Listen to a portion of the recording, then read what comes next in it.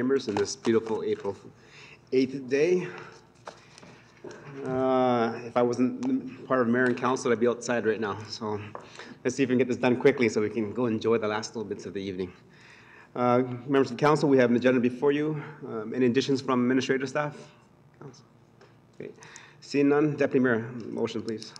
Yes, Your Worship. The Town Council adopt the April 8th, 2019 regular council meeting agenda as presented. Okay, thank you. Call the question, all in favor? And that is carried. Moving on to public input session. This is the time that we allow the public to talk to council about anything that's not on the current agenda. Is there anybody in council chambers like to address council? Okay. Seeing none, we'll move on to the only person that's in the audience today is Inspector Loken. Welcome and thank you for joining us. Good evening. Good evening, sir. And again, there's a little sign-in sheet you have to sign. I'm pretty sure they know who you are, but just part of procedure.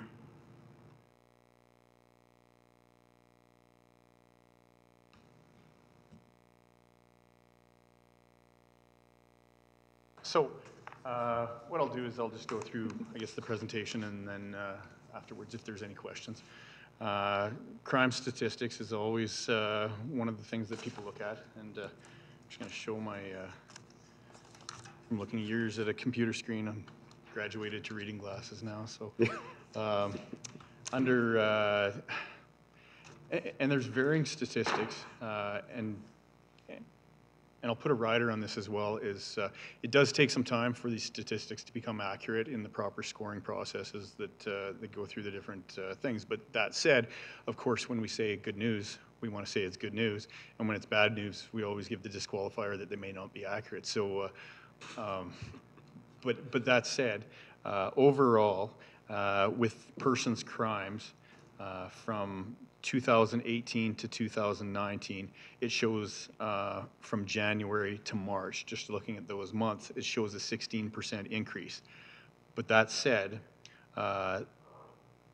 year to year, 2017 to 2018, we did see a 4% reduction in persons crimes. So we saw a 4% reduction, and then similarly with all municipal detachments, in Alberta, we saw a 7% increase. Actually, I'll qualify that a little bit. The areas where it did go up significantly, and when I say significantly, the biggest one that I see is criminal harassment, had an increase of 188%. But that said, when you have lower numbers, you get these bigger extremes in the percentages. So 2018 so far, January to March, we had 8 criminal harassments reported, and in 2019, in the same period, 23. So that's why it saw that big increase.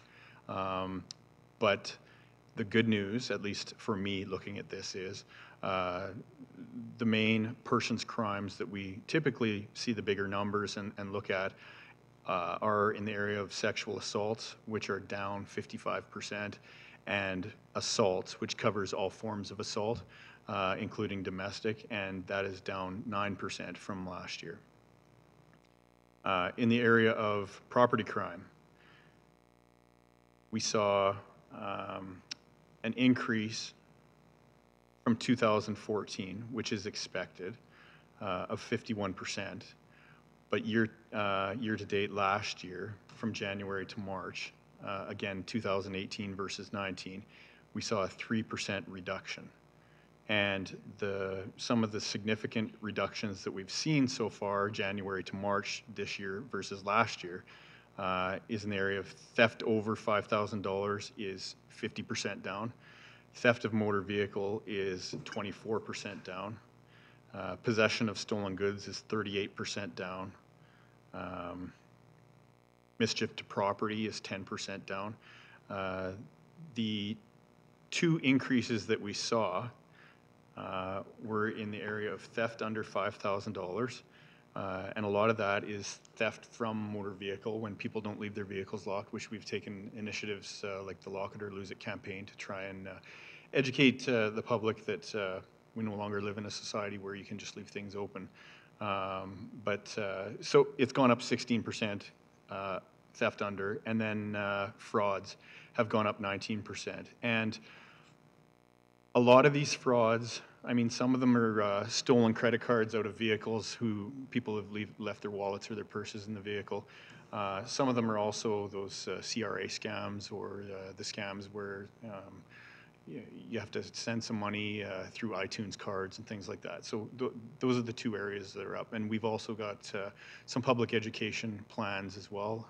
Each of our recruits has to do a community project, and we've assigned one of our new recruits to specifically concentrate on those online scams. So that's pretty much the statistics that I'll provide, barring any questions. Now, one of the things that was raised to me is wondering what how many citizens we have per police officer in Stony Plain, and so I was able to find that data, and we have approximately one police officer for every 950 citizens, and I'm talking just in the town of Stony Plain.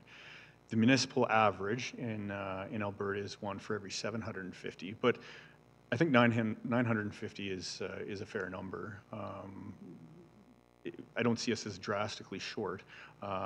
In some other areas we are lacking, but not specifically in the town of Stony Plain. And the criminal code caseload per member for Stony Plain detachment members is about 102 criminal code cases per member per year. The divisional average is 87, so we're slightly above average in that as well. But there are areas where we're much worse. In the area of personnel, we have the town of Stony Plain pays for 19 regular members, and the city of Spruce Grove pays for 27. And our municipal employee complement is a formula of a combination of things, but mainly the number of police officers to support staff, and they go at an average of about 2.5 to 1 for one support staff for every 2.5 regular members. Now, I would argue that we could bring that number down, but that said, the town of Stony Plain, as you know, pays for all of our municipal employees, including the ones that were formerly City of Spruce Grove, in anticipation of moving into the new building. Our annual performance plan, we go by the fiscal year, and we basically set out our goals for the upcoming year, and we've just finished off our last one at the end of March. And in that, you typically pick 2 or 3 initiatives. And our initiatives last year were crime reduction, enhanced road safety, and employee wellness. In the area of crime reduction, our drug section was a part of that, and the stats have gone down somewhat in the number of arrests and search warrants that they did. But again, being statistics and looking at those through other different lenses, I can say that our drug section members concentrate on quality versus quantity. Simple possession charges and low-level dealers were not necessarily, well, with the change of legislation, that did change things as well. But we're looking at specifically the dealers who are hurting the citizens the most, and typically that's with fentanyl and meth. We've done a number of covert investigations, and although I can't divulge everything about them, there are certain items of property that people think that they're getting when they're actually owned by the police, and anything that you steal could be a trap. So we don't want to give away specifics about our projects, but that said, in the area of vehicle thefts, we have seen a reduction of 24% from last year, so 24% down. And in concentrating on enhanced road safety, speeding and distracted driving is a part of that as well. But the one area that we really focused on this year was, particularly with the change in legislation, the mandatory alcohol screening. And we have trained all of our members here at the detachment. We have a total of 89 members, 89 regular members between Stony, Spruce, and Enoch. And we are arguably, I would say, leading the way, especially in the Edmonton area, with mandatory alcohol screening, enforcement, and we're working closely with one of the people who developed the law, and our members are taking it very seriously, as we are. And one of the upsides that we've seen that we kind of expected was an increase in charges. Now, increase in charges could mean that more people are driving impaired, but that said, it could also mean that we're able to detect them more. And just anecdotally, I can say that there has been several people that we've picked up in the middle of the day through this legislation that normally we would not have detected or would not have resulted in charges. And again, just anecdotally, I think awareness is up that there has been increased enforcement in impaired driving. Because one of the local drinking establishments, the members noted one night not too long ago that there was 27 vehicles left there overnight, which is very rare for us to see.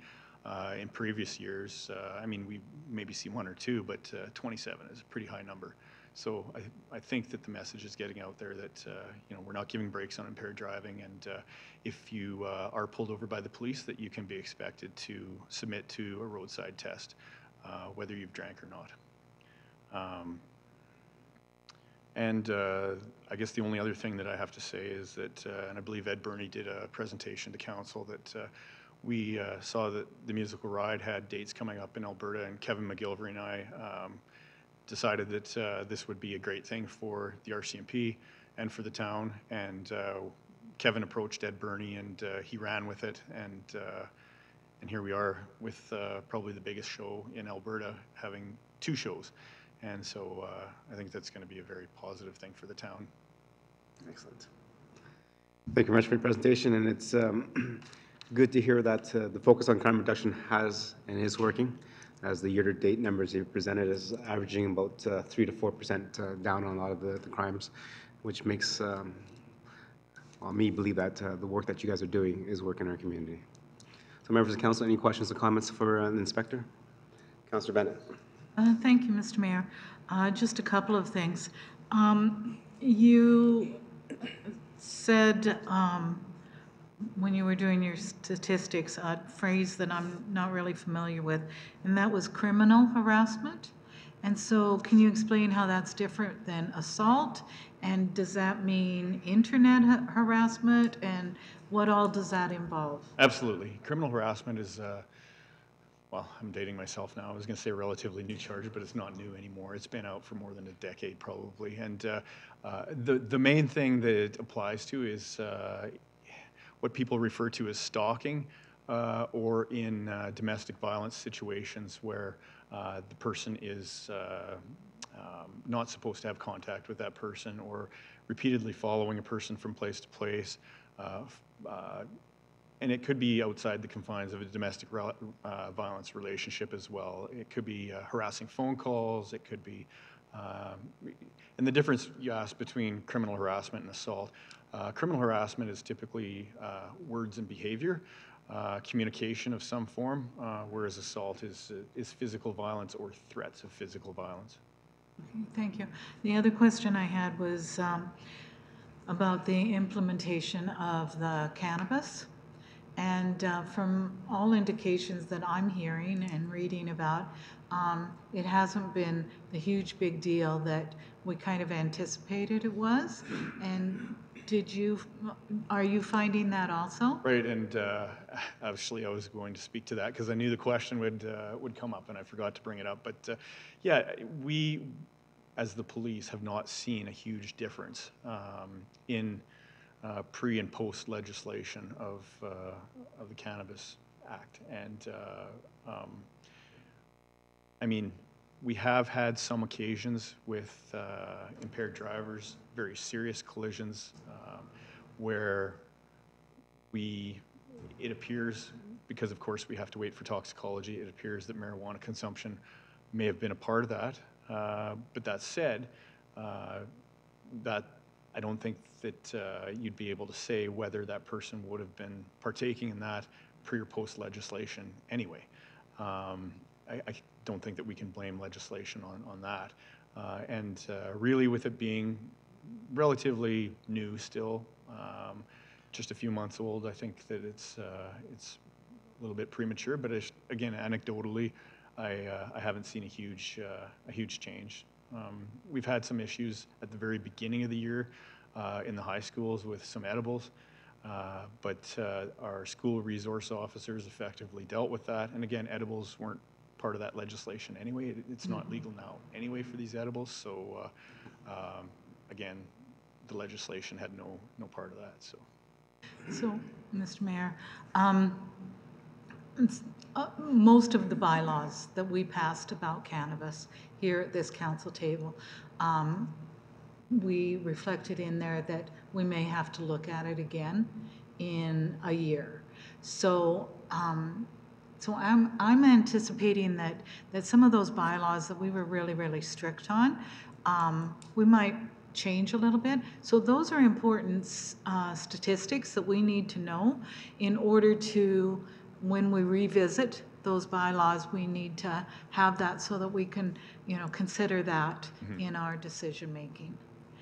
And Mr. Mayor, just one last question, and this is probably the biggest question that the residents of Stony Plain have been asking. Do you know when the tickets are going to go on sale for the musical ride? You know what? I've asked that as well. Ed Burney would probably be a better person to ask.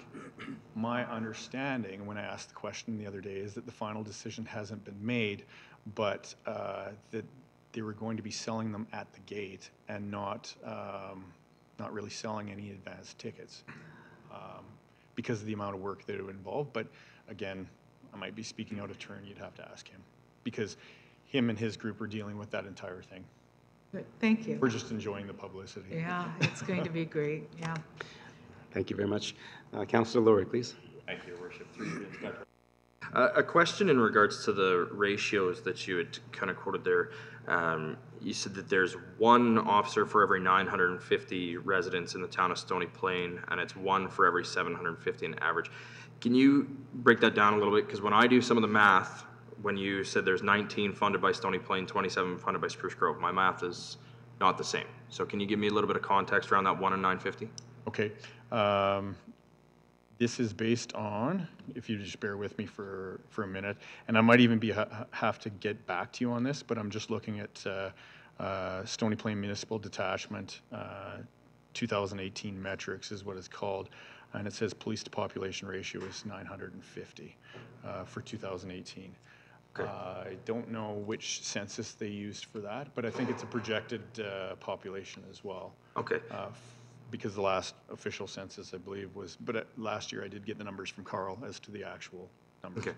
And I would agree that it probably is using projected, because the last official census numbers it's showing us at 1,600 or 16,127, which would put us at a ratio of 1 to 849 residents. So projection. But obviously that's not detachment wide then. So because when I look at Spruce Grove funds 27 officers with a population of 35,766, which puts them at a ratio of 1 officer to every 1,325 residents, which is significantly The number higher I have for them is 1379, so it's quite close, yeah. Now, that's not inclusive of the fact that the detachment area also is a full catchment area through Parkland County, a little bit of Lac-Saint-Anne County. So can you tell us what the ratio of officers to residents within the entire catchment area for the detachment is? I can't. I don't have that information. I didn't pull it today when I looked it up, but I can get that information for you because there is... because the provincial complement is a separate animal, and Stony Plain has theirs, Spruce Grove has theirs, and then basically the rest is covered by the provincial complement. But I can certainly get that. How many provincial complement officers do we have in the detachment? Well, I'd have to do some math really quickly here, but we have 89 total members. There's 10 in Enoch, so that knocks us down to 79. And if we... 70? 34. Okay. 33. And that sounds about right. Okay.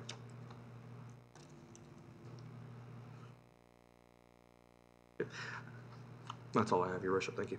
Okay. Just for information, the number of 950 per officer is based on our current population of 17,151 divided by 18 officers. That's what we have approved, not 19. And it gets you down to the 952. Okay, thank you.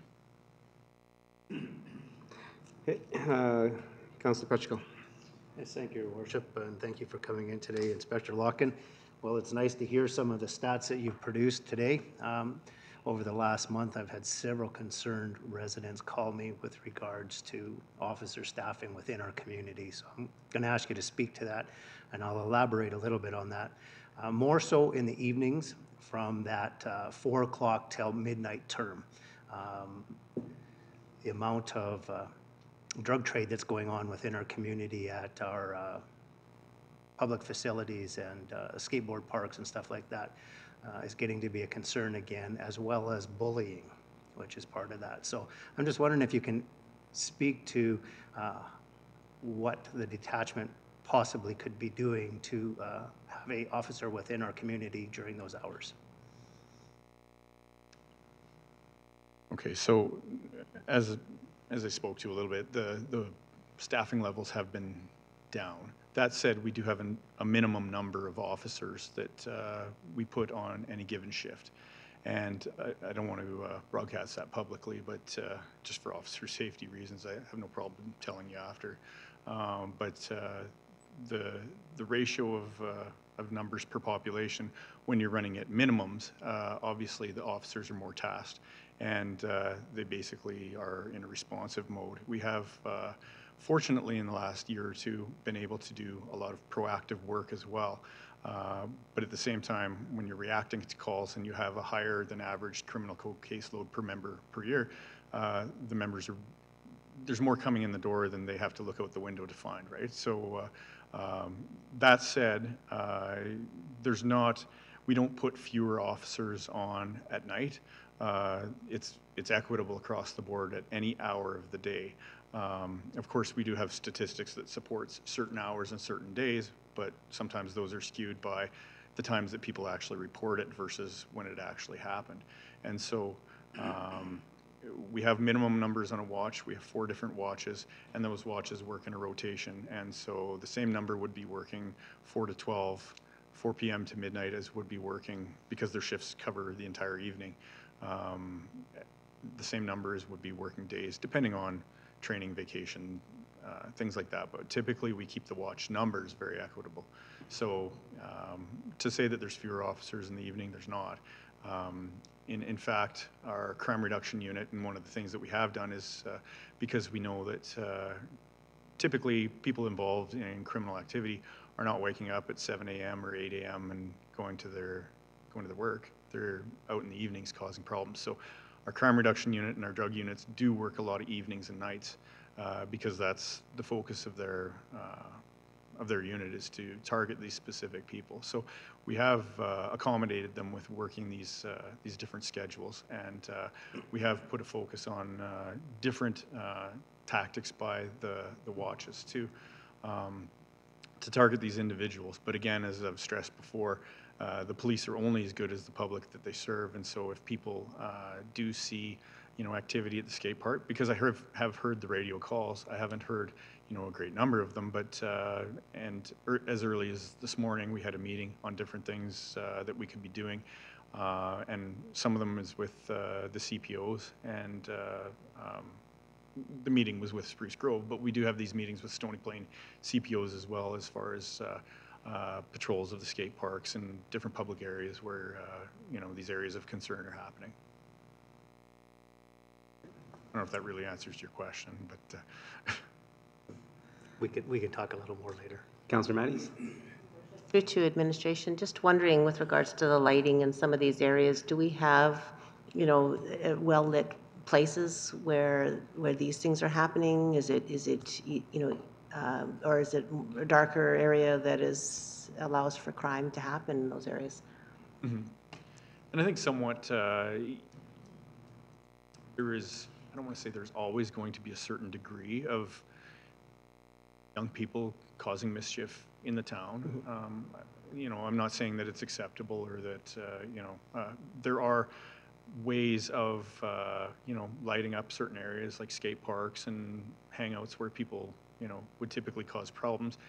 To a degree, not always, but to a degree, it could displace the issue into other areas. But you know, there are some communities who have implemented closed circuit television in a number of public areas, and I'm not sure if that's an option that the town would want to look at. It is quite expensive. But on the upside of that, I guess, is if something happens like a mischief or an assault, then there is potential for it to be recorded on video. That said, I'm not saying that it doesn't happen, and I'm not saying that that we don't have an issue with that. But at the same time, I think that that's there are some communities that are in a lot worse shape than Stony Plain is. So again, I would remind the officers to, you know, and I'll go back and I'll speak to the watch commanders and ask them to concentrate on these areas, and especially with summer coming and school getting out, there is going to be, well, we will see an increase of issues in these areas. Thanks. Councillor Meyer? Thank you, Your Worship. Through you. I just have, thank you, Inspector Locum, for coming out too. I just have two areas that I would like to ask a few questions about. The first one, echoing Councillor Bennett and her concerns regarding and our involvement in setting the policies around cannabis. I am curious to know, with the legalization, and I do appreciate your point in your report where you discussed concentrating on the larger operations, but I do understand that, from what I understood anyhow, a lot of what's sort of the black market may have been helped and facilitated through cannabis being used almost like a currency. Would I be wrong in that? Anyhow, my question is, are we disrupting these larger dealers with the legalization? Is it changing their operations? Have they been, I mean, one of the justifications was denying these revenues. Are we doing that? And I don't know. I honestly don't know, because you know, just again, I've heard stories from certain people that you know, the legalization has not changed a lot for certain people. That there are people that have never tried it before that are now trying it because it's legal, and they're going it about it the legal way of going to the cannabis shop and buying it. But then I've also heard from people that you know, they still go to their dealer as they always did. And with the supply that was sometimes in question at some of these shops, people were saying that their previous source was more reliable. That said, that's not backed by statistics. That's only rumors that I've heard. So again, with this just happening, you know, typically our stats are collected and corrected, and you can kind of go on the previous year. And with it being so new, I'd be hesitant to say one way or another if you know, if this is happening. But that said, our drug section, if they come across, you know, large quantities and people selling this stuff, they're not going to turn the other way and not look at it. It's just not the focus of their investigations right now. Okay, thank you. And then my other area of I also picked up in your report, discussing domestic assault was down. In regards to the town's extra support for organizations like FCSS, who actively do a number of programs to help address that. I'm wondering if you could, this might be a tough question, would you be able to credit anything particular that we're doing different in this community as opposed to, like, are we above average in that regard, below average? Right. Are some of our extra dollars being... Well, I've seen these extra supports in other communities that I've been in, and some communities, they're basically non-existent. So I would say anything that is dedicated towards an issue would certainly be helping. And at the same time, sometimes it's such a huge thing that you can have all the processes and programs in place, to try and mitigate anything that would happen. But at the same time, there's so many other factors that are beyond our and your control, the economy or whatever that would contribute to domestic violence. But just knowing that we do have these programs in place, like FCFS and other ones like that, that when people choose to report these incidents to us or to someone else, that more supports can be given to them. So I think it's a great thing that we do have these supports.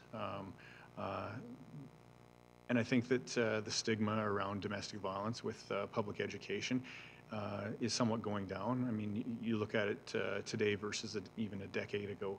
I think more people are willing to come forward and to know that it will be taken seriously and that there are things that can be put in place to help them. And then just one other sort of along the same idea. As a percentage of, I imagine they'd be classified as criminal cases, right? When you talk about the criminal cases per officer, what percentage of domestic assaults are their caseload? Percentage of their caseload? Yeah, that's the question. I think it would be very low. Okay. But again, I can get that exact number, or I don't know about the exact number, but I can tell you. Just bear with me for a second here, because in the statistics that I have, it looks at assaults, but it's not specific to domestic assault. This would include, schoolyard, if it turns into an assault, or a random assault on the street, a fight outside a bar if it's non-consensual, that kind of thing. So it's all lumped together in this same thing. But I do have domestic violence stats at the detachment, I believe. Maybe I'll email you my questions then, and then would that be all right? Sure, absolutely. Thank you. Councilor Fletchko? Yes, thank you, Your Worship. A minute ago, you made reference to Stony Plain not being quite as bad as other communities. And I guess my question... In what regard, sorry? Regarding... Domestic violence, or...? No, prior to that, you were talking about... Well, drugs and stuff, as and Councilor that Manners. type of thing in the other communities. So I'm just wondering what other communities do that Stony Plain doesn't, that we could help implement within our community to possibly take ourselves one step above. And, I think I'm looking for solutions to some of the stuff that's going on in our community today with multiple things, and I'll talk crime overall. Right. What do you see that's working is... well, and what is some of the things that we're doing that is not working well? Well, I just had a thought there, and it escapes me now. But as far as what we're doing, again, the issue with drugs is a lot of times, again, just like other things like domestic violence, it's a whole big system that contributes or reduces, and a lot of things that I've seen, and I don't want to criticize any specific areas, but when supports aren't in place for people with addictions, or when health issues become policing issues, that's when it becomes frustrating for us. In that, and I'm not saying that anybody's dropping the ball specifically. It's just the reality of, the overall entire population, the demographic of the population, the economy at the time, the acceptance in the area, those types of things. And so the police can do a lot of proactive work in terms of, educating young people in the schools and telling them to stay away from it and showing them the dangers. And they can also do enforcement at the other end of it. But a lot of times we're called when the situation has deteriorated to the worst point possible, when their families and friends can't handle it anymore. So, just off the top of my head, I would say that more enforcement isn't necessarily the best approach. It's a holistic approach from all the supports available in the communities. And as far as specifics, I mean, that's probably a lengthy discussion as to could be doing more. But and again, I'm absolutely not criticizing anybody, because I know that different units or different service providers have levels of frustration as well too, because they're provided a certain level of funding or a certain resource complement, and there's only so many hours in the day to deal with things that are drinking from a fire hose sometimes. Thank you. Thank you. And just maybe I'll just add on to that question by Councilor Petchko, things that we can do in the community in terms of, trying to be proactive. This current year, Parkland County reduced or cut funding to a school resource officer, which actually is an officer that is in the high schools, both Stony Plain and Spruce Grove, where they build that relationship with the students and stuff. In terms of you as being the inspector, do you see benefit in that, or is that just a waste of money? Because if it is, then we maybe can earmark for some other. Absolutely, I see a huge benefit in the school resource officer program, and so it was very disappointing to see that cut in the funding. Our school resource officers, and I'm going to steal this from one of them. It's not my words, it's his. They're basically the town cop in a small city. Because they have an awareness of who is who in the zoo, and know what the interactions and the demographic of all the people are, and if there is an issue, they know to go to it. And also, these kids have a trust in these officers because they get to know them. So whether it be personal problems that arguably would contribute to self-harm or drug abuse, domestic violence at home, sexual abuse, all kinds of bad things that happen to young people, they feel confident in going to these school resource officers, where they wouldn't necessarily feel that confident in just going to the local detachment and reporting it to a stranger. Now, again, I'm not here to throw anybody else under the bus, but I'm surprised that nobody else is talking about Parkland cutting our drug position as well. Again, these conversations often end up in the paper, and yeah, I'll just leave it at that. But our drug members, are working there, working very hard to, along with the SROs and those kinds of things. And then when we see funding cuts to the SRO program and the drug positions, I think that has a serious effect on the community. Thank you. And I just go back to your comment earlier about just throwing money at enforcement is not always the answer.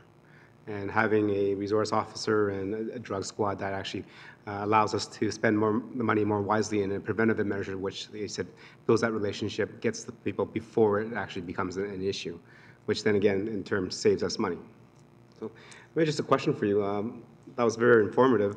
I understand that you do a presentation to Spruce Grove Council and Stony Plain Council. Do you also do a presentation to Parkland County Council? I do, and it's not as frequent. It's like I said, I've asked to do more frequent with the councils, and the last one that I did with them was last year. Okay, thank you, Councilor Bennett. Thank you, Mr. Mayor. Maybe this goes to our administration. Is there a written report that is included in our quarterly reports from Inspector Lockman? I can provide that. What I have done so far is bringing this stuff with me, but I can absolutely send you statistics and a written report. Carl, do you want to comment? Your Worship, members of council, through to Councillor Bennett. It depends. Sometimes if a written report is tabled, specifically these types of statistics, people can take those statistics and use them to their own advantage. So sometimes a verbal report related to this type of information is preferable, and it gives you the opportunity to ask for questions and more details. If Inspector Locken was to take a written report, some folks will take that information and use it for a different advantage. So it all depends on what we're hoping to gain with the information in hand. From a ledge services perspective, they're happy with the verbal for sure. A lot of people will FOIP these types of reports or to gain some type of information. So not to say that Inspector Locken's going to provide any information that is controversial and shouldn't be in the public realm, because I think he's very mindful of the items that he would like to put into the public realm. So we could probably ask yourselves what type of information you'd like to see in hand, and then work with the RCMP to provide that if that's necessary. Thank you. Any other questions, comments? Councillor Matties? Inspector Loken, just one question. When we talked about areas in our community or pockets where we're seeing bullying or we're seeing drug trafficking, is it possible to have your officers kind of give us a little bit of an idea as to where those are? Is that in the trails? Is that in parks? Is it at the skateboard park? Like, where are they finding the highest issues? It just would help us. I think then we could look at ways we could maybe address that issue in our community as well, whether that's through additional police presence or whether that is with things that we can do in the community to enhance our security.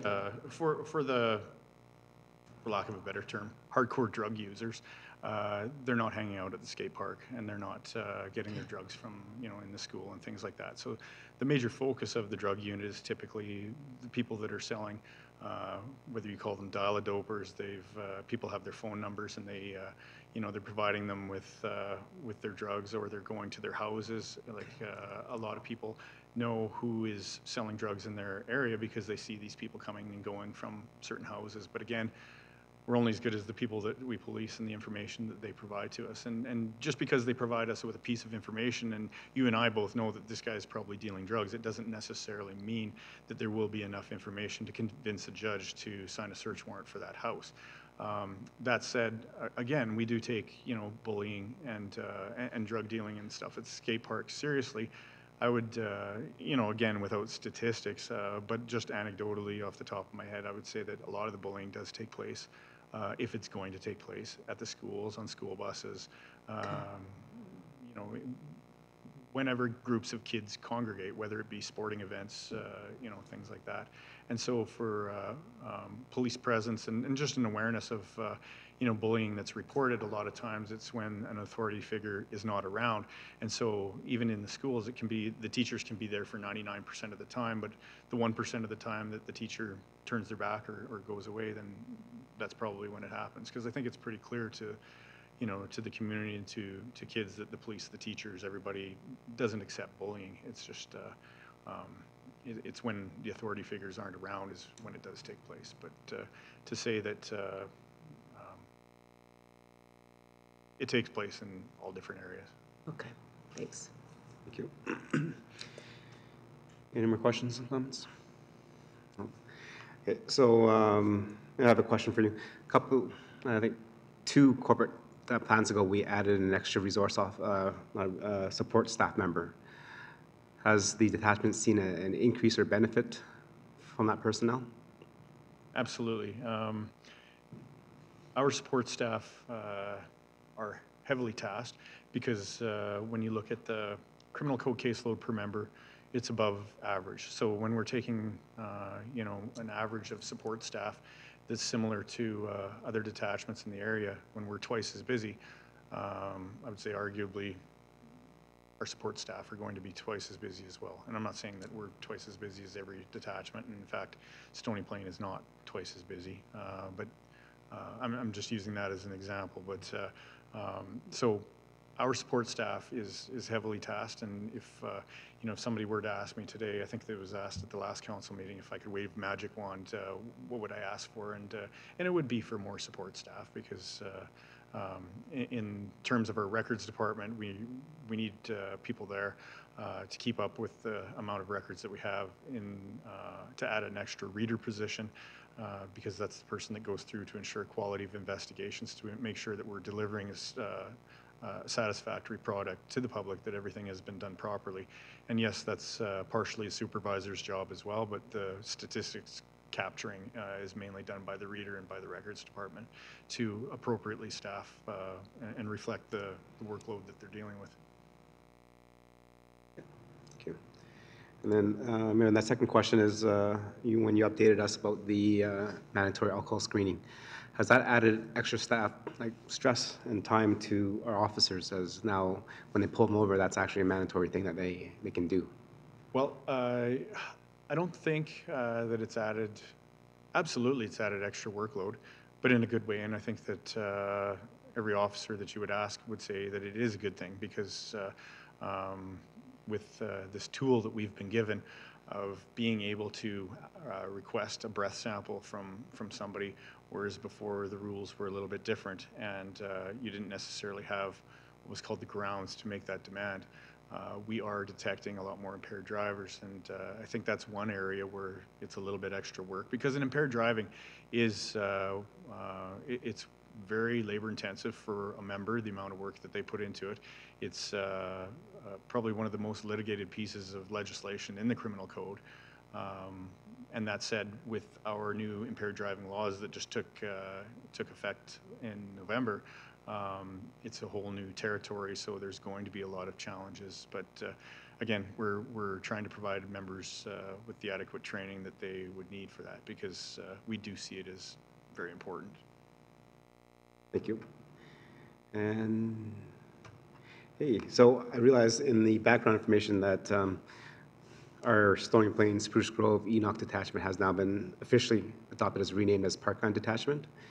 When did that happen? I think and 5-6 years why ago, council made that recommendation. We're moving that to that April 1st, and just with some of the people that are involved, that hasn't officially happened yet, even though we are putting it on some of our stuff, and then we were told to take it off, and so it's a little bit up in the air right now as to, we're not officially Parkland Detachment, but as soon as the province approves it, then we will be. Changing the name is a huge undertaking with all the different, even the levels of reporting and the stats gathering, because we didn't want to change, and this is a little bit unique, because we didn't want to change specifics of how we gather stats now, because we still wanted specific statistics for Stony Plain, for Spruce Grove, for Parkland County. We didn't want to put it all under one umbrella. So there's been, it's a bit of a delay in process, but it will be taking place, and we will send out a media release, and I will let Carl know as soon as that, once we know a date. Okay, thank you. A little while ago, council had a tour of the new facility. When is the expected opening? Project completion, my understanding, is still on track for May the 23rd. And the RCMP has to go in and do some work themselves in terms of keying and network systems and servers.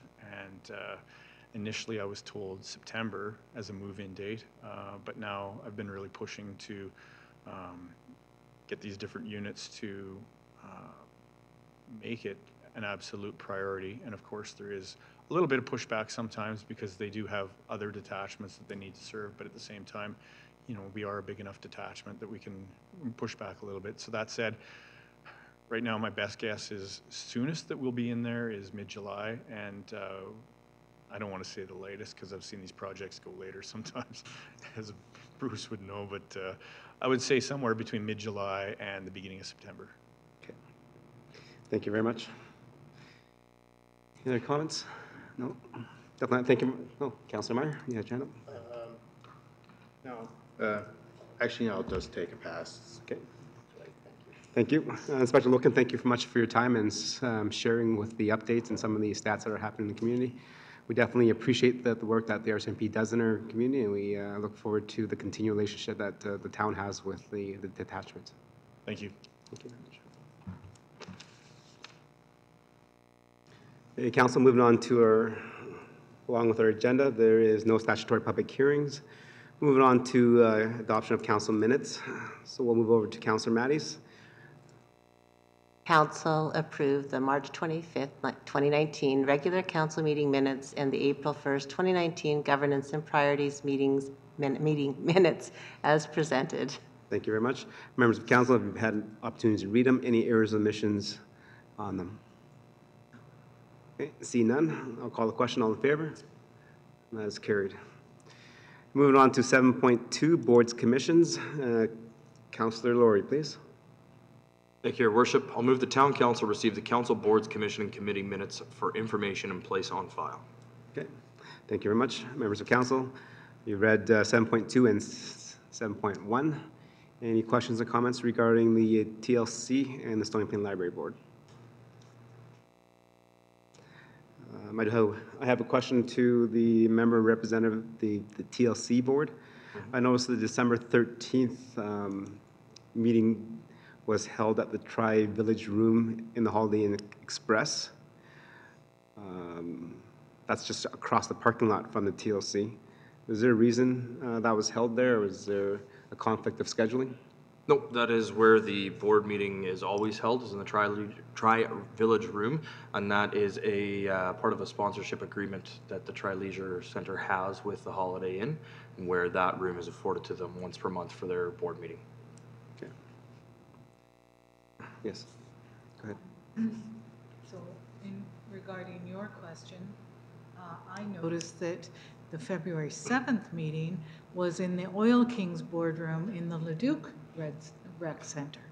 Can you elaborate on why that was and anything that you want to report that's happening in that center? Yep, and so every so often the TLC board will try and meet at a different facility within the region, just to kind of get a understanding of how some different operations work, different initiatives, different facility designs, what challenges they're facing, what benefits they have. So there wasn't really anything that I would say came out of this as a significant learning or anything like that. Councillor Palechko and I were actually talking this evening at dinner about some of these solar initiatives that the City of Leduc is doing, one of which does reside at the Leduc Rec Center, and the solar initiative at the Leduc Rec Center has a recovery. I believe it provides about 14.5% of the power for that facility itself. So that was kind of a neat thing to see there, but at this point in time there's no plans to institute something similar at the Tri-Leisure Center at this point. Sounds good. Any other questions? Okay, go ahead, Councillor Mannis. Your worship, through to Councillor Bennett, just a question with regards to the funding on page 30 of 98. Just wondering what amount of funding you're looking for and what the purpose is for that.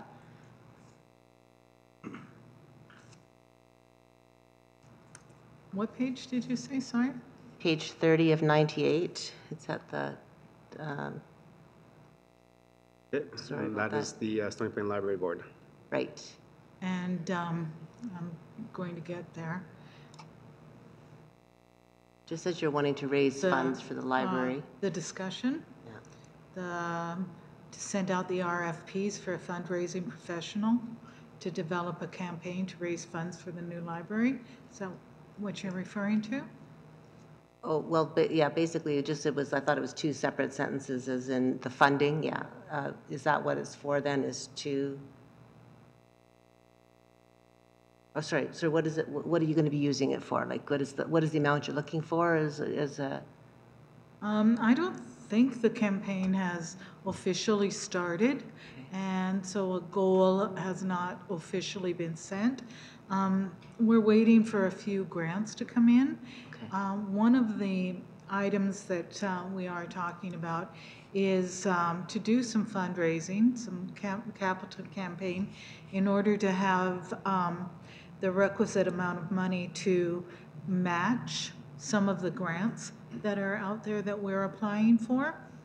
And so rather than ask our municipality for matching grants, we're contemplating, this hasn't all been decided yet, we're contemplating raising our matching grants through a capital campaign. The number of 1 million has been tossed around, and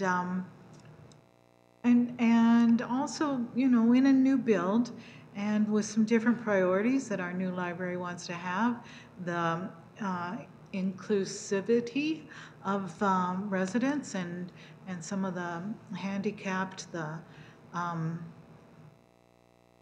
residents that want to access the library. We're looking at some enhancements that are above and beyond what our municipality has funded for in the new library. So there's always going to be some, you know, above what the minimum will be. Thank you. Thank you. Any other questions, comments? No. Okay, just one more, just a comment for Councillor Laurie on page 25.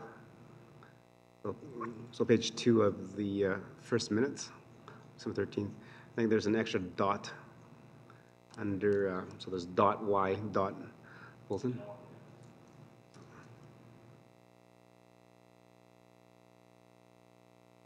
That'd be the approved minutes that was missed. So. Okay, I thank you for the representation and the comments. And I'll call the question. All in favor? Okay, that is carried. There's no bylaws tonight, so moving on to business items. 9.1, the downtown funding. Go ahead, administration.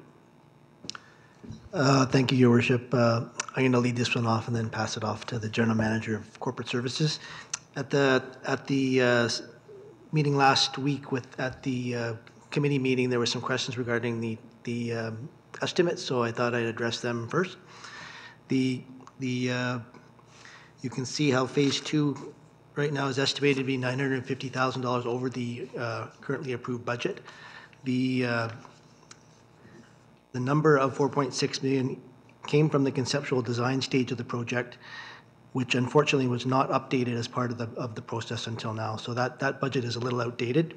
The increases are mainly due to a couple of items, the biggest item being the soil cells and landscaping requirements for the project, which you may remember for the associated engineering presentation, were a substantial improvement to the downtown with the trees, allowing water to get into the tree bases and to have hopefully healthier trees throughout the downtown and make it look more attractive. So that was one of the items that was underestimated at the time, and that comes in at about $450,000.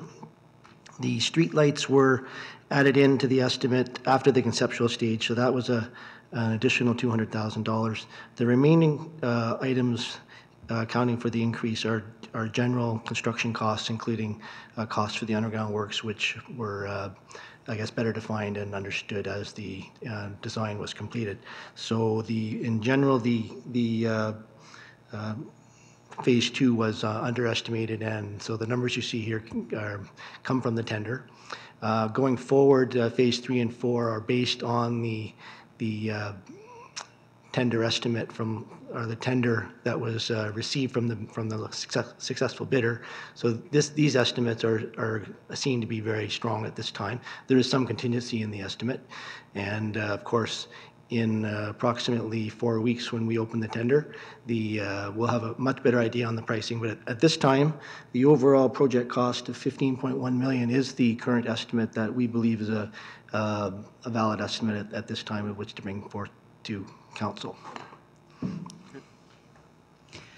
And Your Worship, from the funding side of it, so we had not received formal approval from council on Phase 4. We had received Phase 2 and 3 approval. So as part of the 3.8 you see in front of you for 3.8 million in front of you tonight for approval, the 2.7 initially came from that Phase 4, and now you can see they're revised coming in at 5.5. And then there was the variances the General Manager of Planning and Infrastructure had spoke to as well. And so from a funding source perspective, we're hoping the majority of this can be funded from the federal gas tax that was recently announced, that it's going to be about double, but we haven't received confirmation on that exact number yet. We usually receive around $900,000, so the majority of that would be funded from that additional top-up from the federal government on the federal gas tax, and then we would fund the remaining from capital MSI and capital reserves. So just asking for some flexibility there, but that would be the ordering that we would fund it from.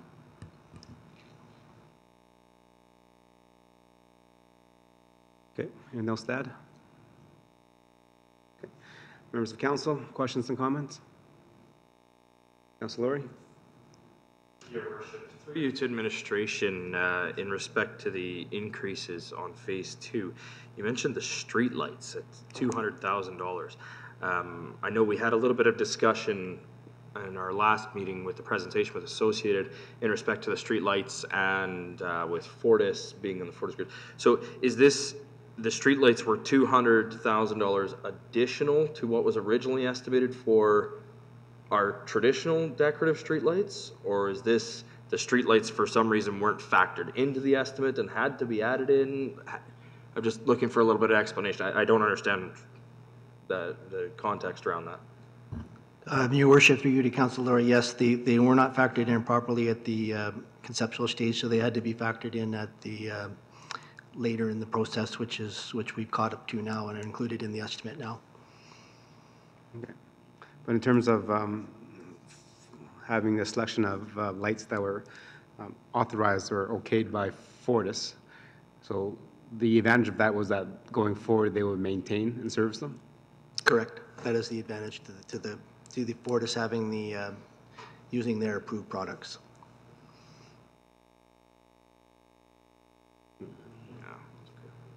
Councilor Matthews? Jump through to administration. I have a few questions. So first of all, what other projects did we spend approximately the $750,000 that, so from the 2017 budget, the expense was 848,000, and then the approved budget was 1.6, and it said the unspent budget in 27 was reallocated to other projects. Is that anything what you just referred to, or were there other projects for that money? Go ahead. Your worship, through to Councillor Mattis. So when it's approved just one phase at a time, then the remaining budget is allocated to future projects, which would include the future phases of this project. Good. Okay. That was my first question. My second question, so then the overall project cost is going to increase by $1.14 million in total, right? Because we've got the net reduction in phase 3 in 2019 and up, so it's an extra 1.14 million. I'm trying to just kind of ascertain, so with the total project cost from 1 to 4, what amount has been paid so far and what is the remaining balance?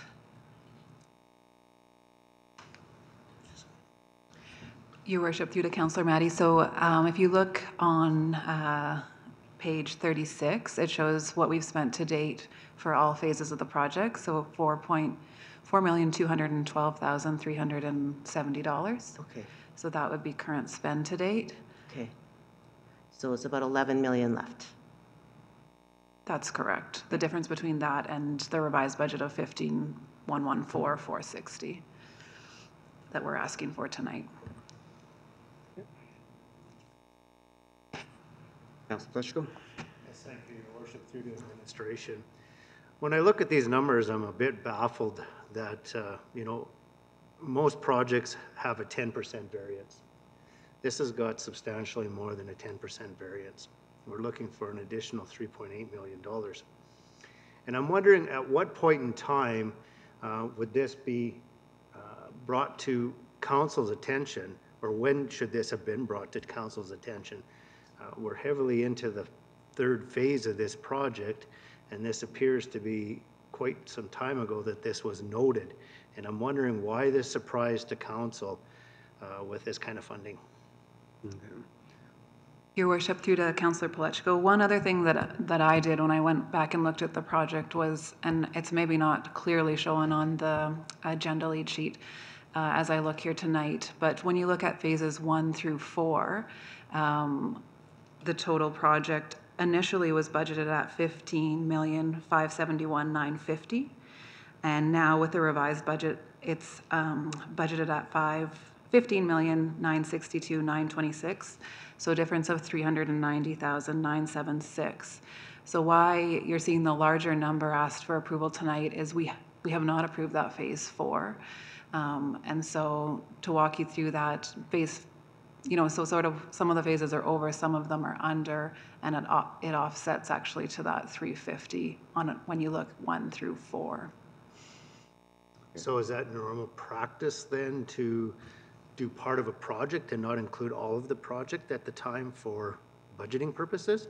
Like, I guess what I'm trying to get at is, where do we draw out of the hat that phase 4 could have been a $3 million project instead of the project that it is, and at what point in time would that have been brought to council to make more sense for the budgeting process as we go along, right? So, Councilor Palechko, that would have been brought into the 2019 corporate plan as we deal with it, because usually we approve one phase at a time. So as us as the council at the last corporate plan, we changed the scope of phase 3 and phase 4. So in the 2019 corporate plan, we did not have funding for phase 4, which is 2020, and that is why it's added into this one. That's why it's a larger number.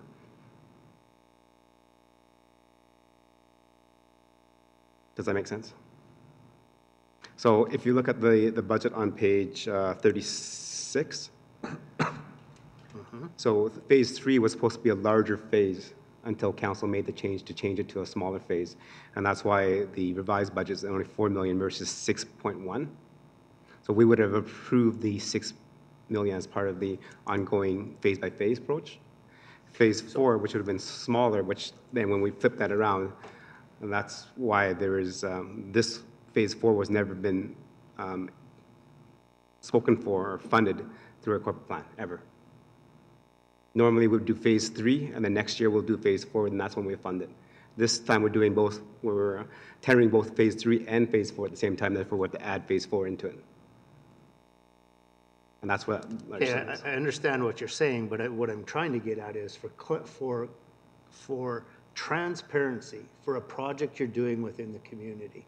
If you're doing 4 phases to it, and I get that that can change, but if you're trying to be transparent to the people of your community and you're looking to spend $15 million on a project and you have budget to spend $3 million, how do you move forward with a project not knowing whether you can complete it or not? And without knowing if you can complete it or not, you need to have some kind of a budget in place for that. So what I'm getting at is I think in our projects coming forward, what we need to see is what a project could cost. Because if this project, you know, in phase 4, which is not approved of $2.8 million for argument's sake, had been $8.8 million, how would we have done that? And how would you have completed a project that you have set out to complete that you couldn't complete? And I think that's where my concern is. When I look at the budget here, I get that you budgeted for phase 1, then phase 2, and onward. And I get that we agreed to do 3 and 4, but still at the end of the day, if there isn't a bit of a budget there to understand what that project could fully cost and whether it could be fully completed. Okay, that's a good question, Councilor Pletchko. I would just take you. Your Worship, if I may, I mean, a couple of comments I can make there. So maybe just to bring council back to another particular project. So Veterans Boulevard project was approved, I mean, as a whole, as an entirety, so to speak. And there were some changes, you know, that came up halfway through and so on and so forth, but it was approved formally as an entire project, whereas this one was approved, I would say, I mean, maybe explain it this way, all phases were approved conceptually, and there were numbers that were available for all phases conceptually, so to speak.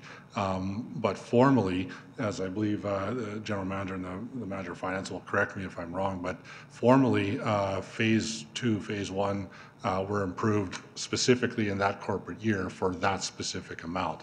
And what we're trying to rectify tonight is exactly, I believe, Your Worship, as Councillor Pletchko may be inquiring about, is that just to get the formal approval for the entire amounts to one, put that amount into the public, you know, I mean, as clear as it is tonight, and you know, to allow staff to move forward with the entirety of the project and not be back here or different tendering and so on and so forth. So I think, I'm not sure, Your Worship, but I'll leave it at that. That's the difference between sometimes we will approve a project concept number, and sometimes we will approve the formal specific numbers. This one, phase 1 and 2 were specific, but not 3 and 4, and now we're trying to clean that all up. Thank you. Okay, and I think the way that this is presented is there's an error in there, and I can see where Councillor Pletchko is coming from. So the initial, this entire project, if you take the approved budgets from 17, 18, 19, and add the budget that was kind of earmarked in 2020, phase 4, that gets you to the $15,571,950. So that was the overall full scope of the approval, was $15 million plus for the whole downtown redevelopment. With the fact that we shifted a few things around.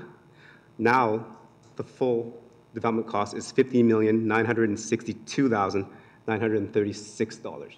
So that's only a difference of $390,000, so which is within the parameters of a give and take. The difference is that we have never, in the past, approved two phases at one time. So that is why that the huge $3.8 million. If we had done this as we typically do, we would have approved phase 3, and we would have had us actually a reduction. So we would have money coming back to the town on that tender, to that budget. And then in 2020, when we do phase 4, then we'll have the addition of the $300,000. Right, so what I'm trying to get at tonight is the perception of what this report is shows that it was under budget by just under $4 million, when in reality, it's not. Yes. And I think for clarity for our public out there is we need to be very specific when we're making this presentation so that it doesn't look like, i.e. administration and council have made a big mistake when we go forward with our projects. This is a very simple mistake that was done on calculation, and I fully appreciate where it is. I've seen two of them now. One is at the wastewater commission that we just did, and there's another one that's coming up on the TLC. So I think perception and clarity is something that we need to be very transparent with in our doings. So, yeah, thank you. Yeah, and that's a very good point, Councilor Pletchko.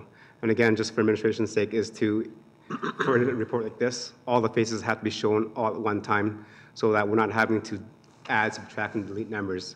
Because if it was shown that the original downtown redevelopment project was earmarked at 15.5 million, and now we're asking for 15.9, is very easy to explain.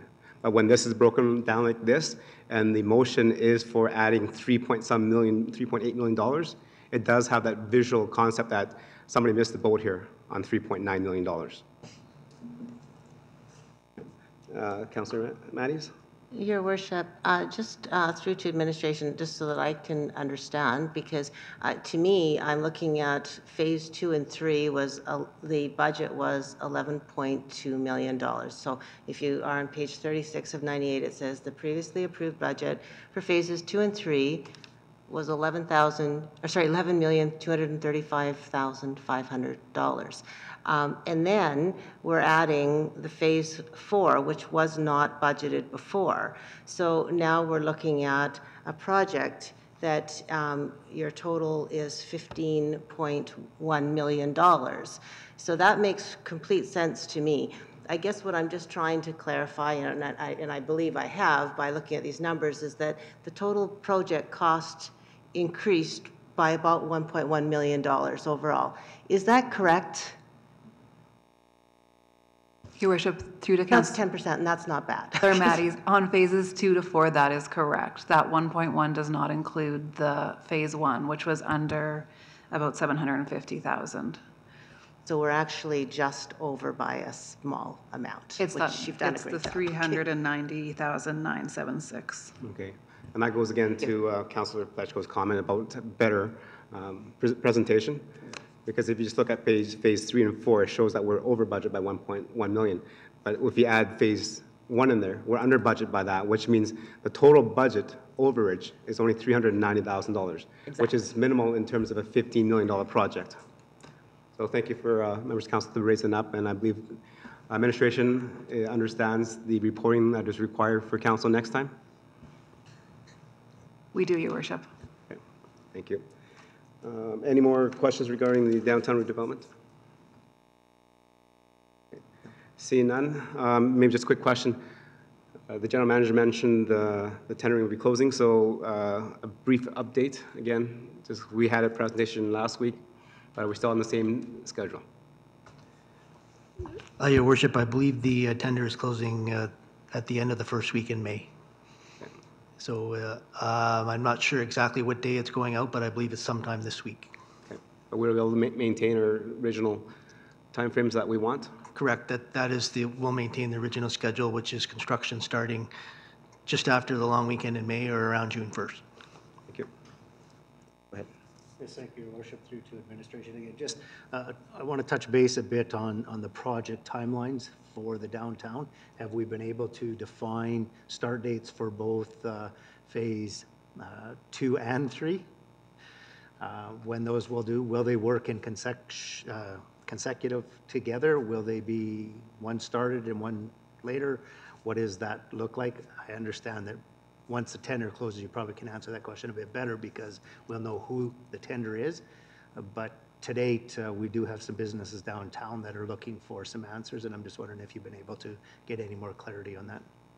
Your worship, through you to Councillor Palechko, yes. So we are working on some detailed scheduling with what we know today, and we're going to get that out this week to the downtown businesses, and as part of that, we'll, of course, after we open the tender and know who the successful bidder is, we'll have a pre-construction meeting, and we'll be able to talk about some more specifics with the contractor because they'll be the ones doing the work. So as we go through the middle of May, we'll have a much better idea, but we will put together what we know today and share that with the business community.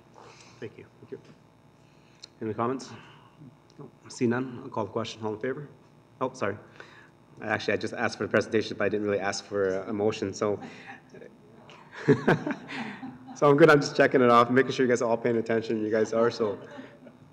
Councillor Bennett.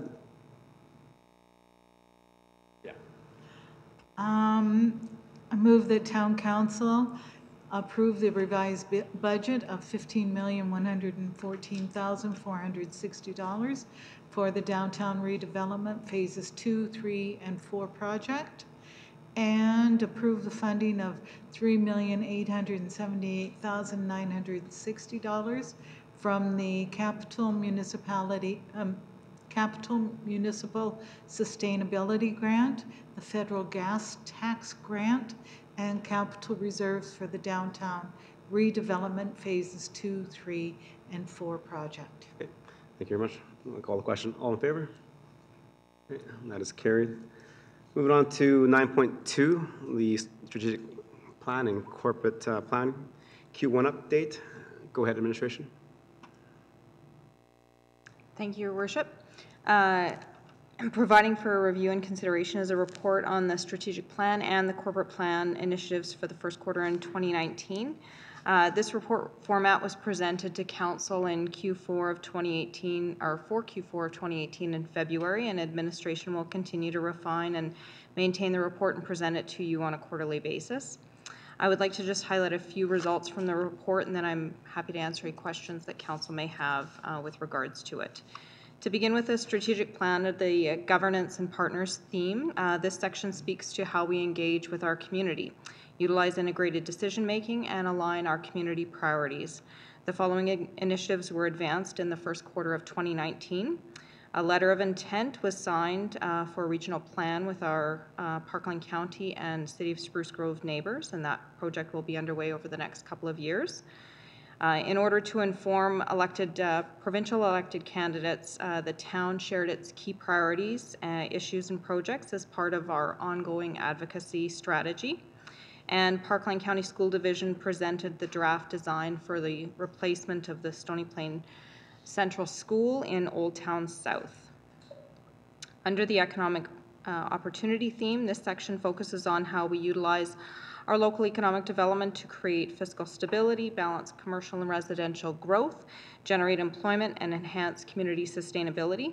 Our commitment in this area is demonstrated through the following updates. A biannual builder and developer forum was held in February, providing open dialogue with our development stakeholders. Contributing actively to the asset inventory and investment readiness of our regional Edmonton Global partner. We were also currently responding to 2 investment inquiries that were led through Edmonton Global. And finally, the downtown business stakeholder meeting for Phase 3 of the downtown redevelopment plan was held earlier this year, which we've alluded to in the report prior to this one. Next, the supportive infrastructure theme features the value and emphasis that is placed on maintenance and innovation around recreation and cultural facilities, parks, open spaces, and our functional utilities. Our impact and effort in this section resulted in the following: the selection of a contractor for Phase 2 of our implementation of the signage strategy program, and a draft recreational facility design and plan for our community engagement around that facility.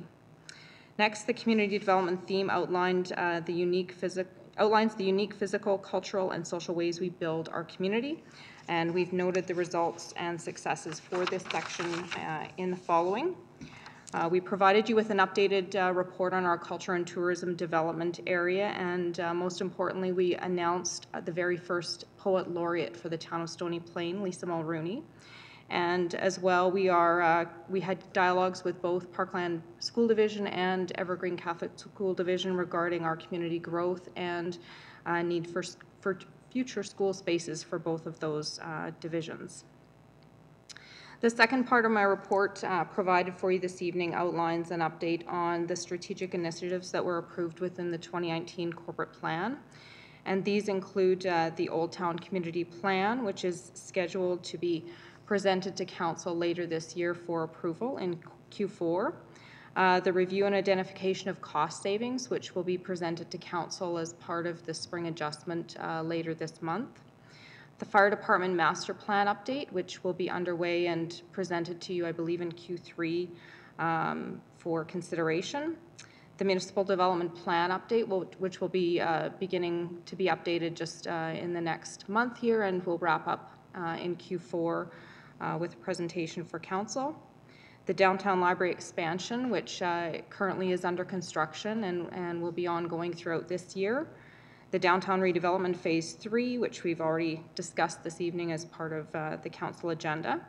The Signage Strategy Phase 2, which will be completing 3 of our facility sign updates, and as well we'll be working on the implementation of a digital sign within Rotary Park as well.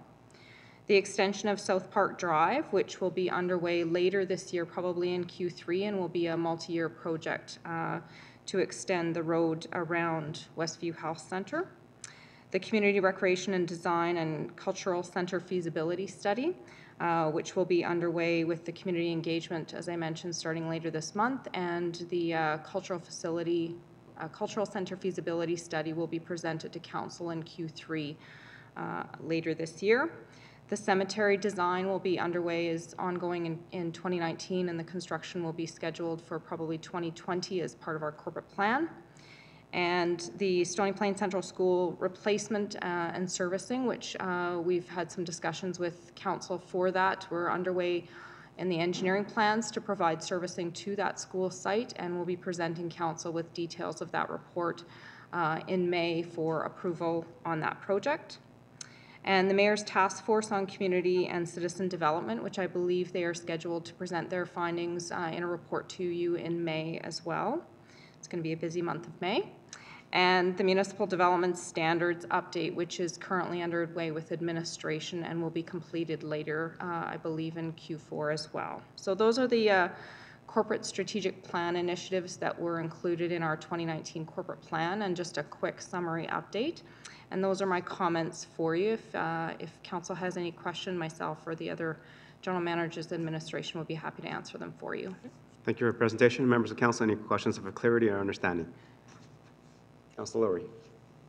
Thank you, Your Worship. I just have 2 questions through you to administration. First, in reference to page 51 and the key actions, working with CN Rail to ensure existing rail lines safe for all residents, including advocacy, construction of second and pedestrian crossing and vehicle overpass. The update is request made for update with CN Rail in Q1. Last meeting when we spoke, we were advised that there had been a request made for a meeting at FCM coming up in Quebec City this year. And I was just wondering if we've received a response from CN on that as of yet, if we will or will not have that meeting. Your Worship, through to Councillor Lowry, we have been in touch with the representative from CN Rail. They did respond to the correspondence provided a couple of weeks ago, and we do have a contact within their public affairs office to make arrangements for a follow-up with regards to our request and communications with them. So that will be taking place, and certainly if an opportunity arises before FCM to have that conversation, we'll certainly take it. However, if that happens at the FCM conference, we'll make that a possibility as well. Excellent, thank you. I'm glad to hear we're finally making some headway on that. My second question is in respect to page 60 in our signage strategy implementation phase 2. Number 1, the digital message center sign. I believe this is not the one that I'm going to ask about. It was my understanding, and I thought it was in phase 2, that the pavilion, the Heritage Park, was to have a digital sign as well. Is that a part of the signage strategy, or is that a different project? And if it is a part of the signage strategy, what phase is that in? Do you want me to answer? Okay, through your worship to Councillor Laurie, the digital sign that is being placed at Heritage Park is a separate project. It's part of the Heritage Park development, and so that's being undertaken separately. The digital sign that's reported within the corporate plan as part of this initiative is part of the, is going to be located in Rotary Park. So there will actually be 2 digital signs being placed within the community, one at Heritage Park and one in Rotary Park. And just for confirmation as a follow-up to that, the Heritage Park sign is scheduled for 2019. Correct. 19 this year. Correct. That's all I have, Your Worship. Thank you. Councillor Bennett? Thank you. Through you to administration. One of my questions was about the Heritage Park facility sign.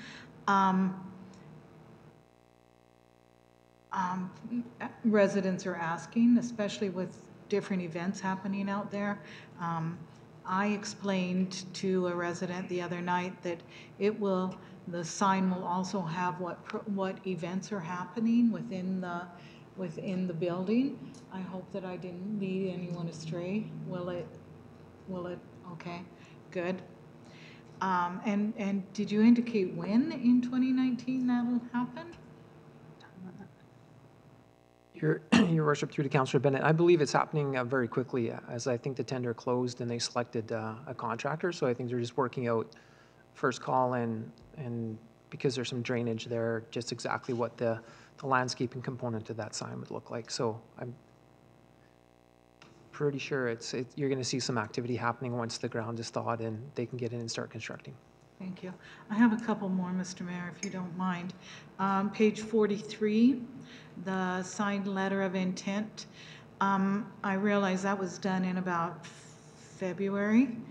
And so not a lot of time has gone on, but could somebody give us an update if there's been meetings about the regional plan with our neighboring municipalities?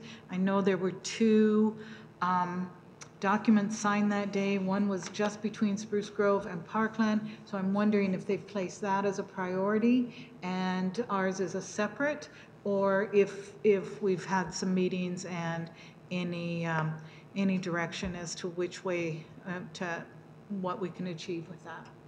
Your Worship, yeah, I can give a quick update. So again, there's been, since the signing, so to speak, there's been 2 administrative meetings. One was held with the senior leadership teams of all 3 municipalities. The follow-up was a smaller group of the CAO and 2 general managers from each municipality. So that was the second meeting. I believe we have a third one set for, I don't remember the exact date, might be April 16th or 17th or something coming up in the next week or so.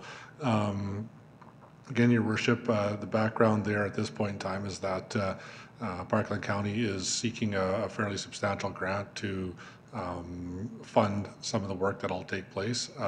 Some of the work will be done by internal staff at in all 3 municipalities, but some is intended to be completed by outside consultants, so that's where the funding would go to.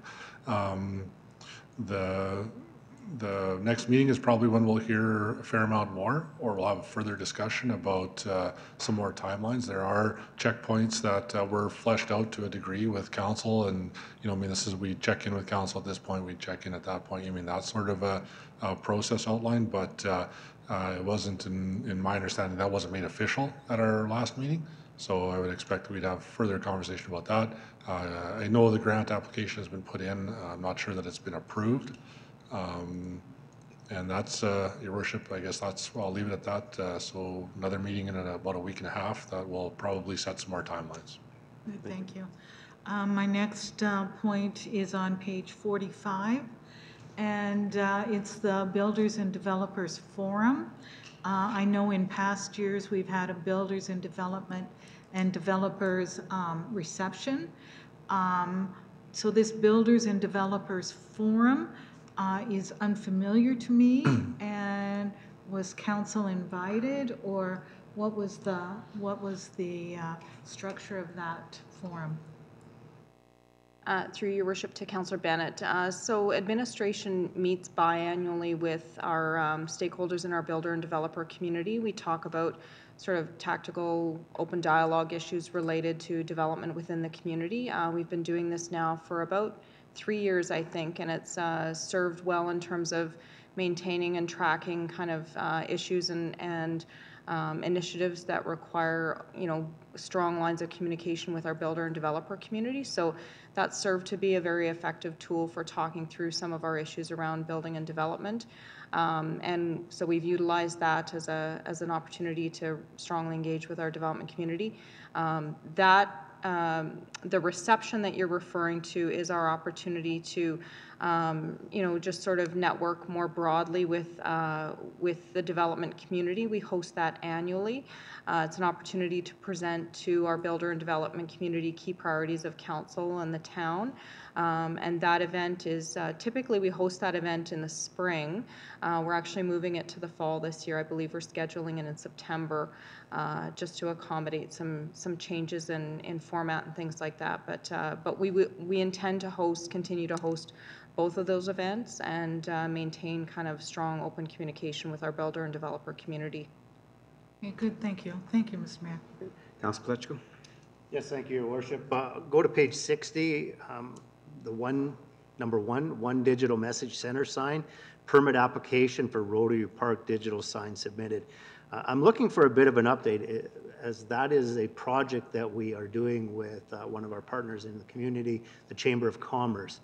And I'm just wondering what status is on that sign. Your Worship, through to Councillor Palechico and all of Council with regards to that, we did submit an application to Alberta Transportation earlier this year to receive the permit, because the location of that digital sign does fall within the right-of-way of Highway 779 and as part of Alberta Transportation Authority. So that permit has currently been under review by Alberta Transportation. The challenge that we have noted in getting approval for that permit is related to the commercial advertising content that we had proposed as part of the partnership with the Chamber of Commerce.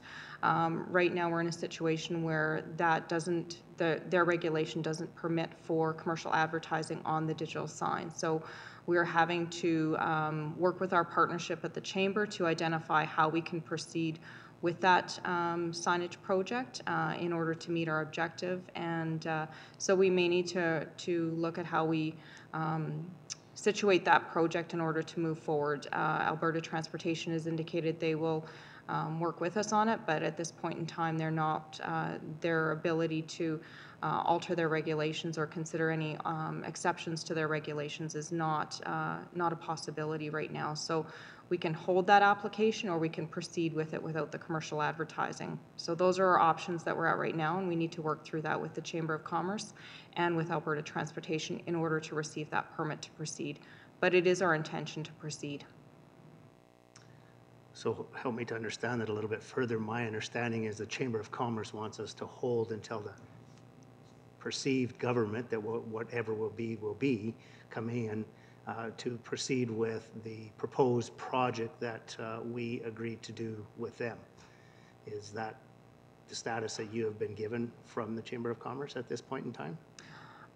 I haven't been given a formal status. We did have a conversation earlier this week with the Chamber of Commerce, or my apologies, last week with the Chamber of Commerce, but I haven't received a formal indication from them as to what their preference or their recommendation is around that. So once we have that from them, we'll sort that out.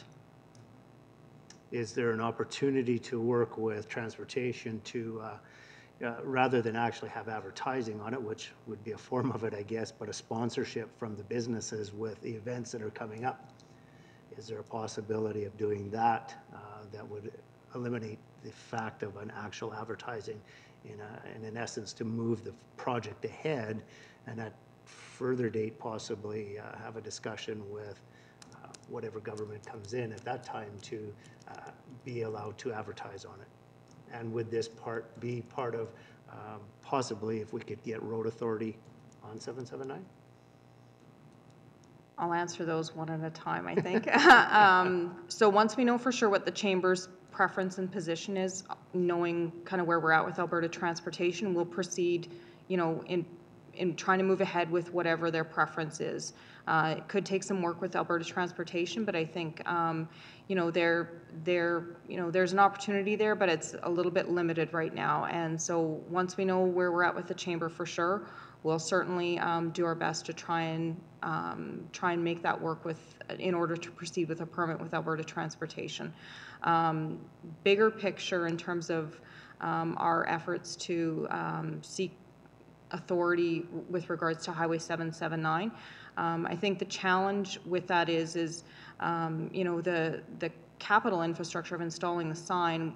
If there's a possibility of advancing that, you know, the content and the advertising piece of it, that can always, you know, we're hoping that we can always go back and forth with AT, you know, or if we end up getting that road authority, that's just a matter of enhancing the content of the sign. The capital piece in terms of getting that sign built, I think, is more of a critical factor, because we have a window to get that done. We have our resources assembled to do that, and we have our commitment to do that to our community. You know, I think if we can work through the logistics of how we get the content to improve so that we can engage the Chamber of Commerce, I think we can work that out based on, you know, our negotiations with AT and where we land with the province once the election's over. I don't know if I answered your question completely, but I'm doing my best I can here. It's a tricky one. It's a bit of a complicated situation. It's a little tricky, yeah. Yeah. Okay. Thank you. Any other questions, comments? Okay, Councillor Mattis. Sorry, I'm so mixed with that. Just bear with me a moment. Okay, so just looking at what was already asked.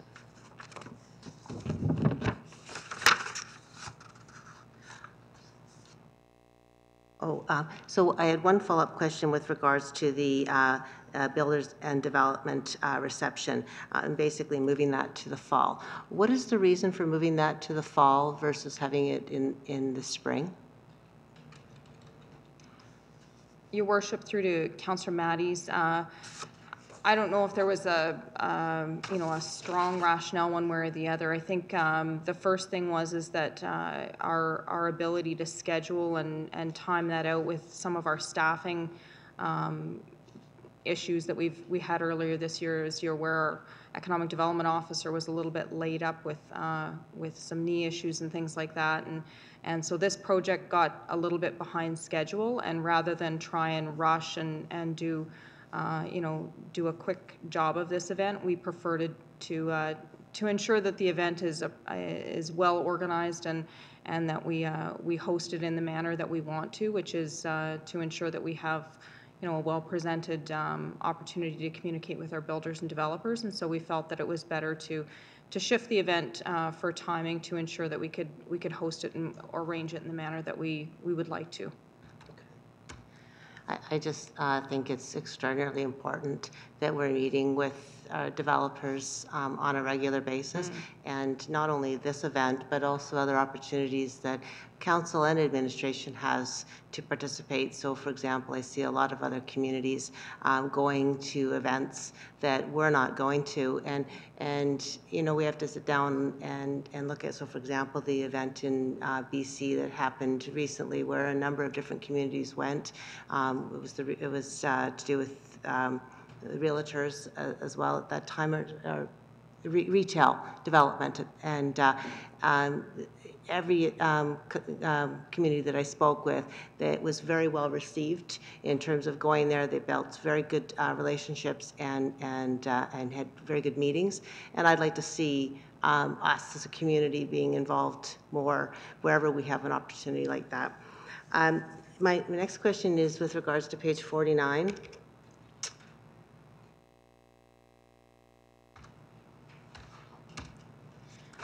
Regarding, I have a couple of questions. First of all, with regards to what is the framework for land transaction decision making?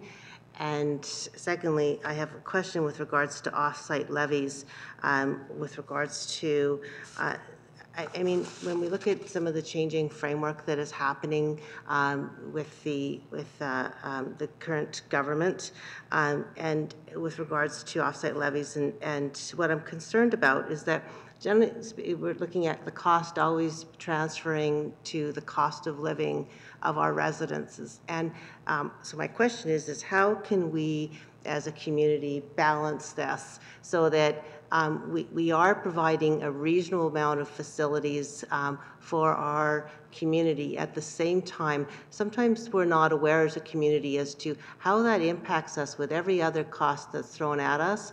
And so while providing affordable, reasonable housing for our community and being able to provide reasonable overall services to our community, how do we as a town address that? So that's for administration.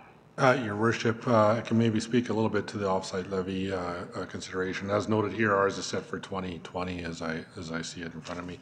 I can make council aware of is that this is speaking, to new authorities granted by the Municipal Government Act that's been in place now for about a year. I can tell you, Your Worship and the rest of council, that this conversation has taken hold further in the capital region. I know my counterparts across in the EMRB, so the 13 municipalities right in and around the city of Edmonton, we're having a fair amount of discussion about how do these changes affect communities? How do they roll out? Is there any sort of standardized process that could be looked at, so on and so forth?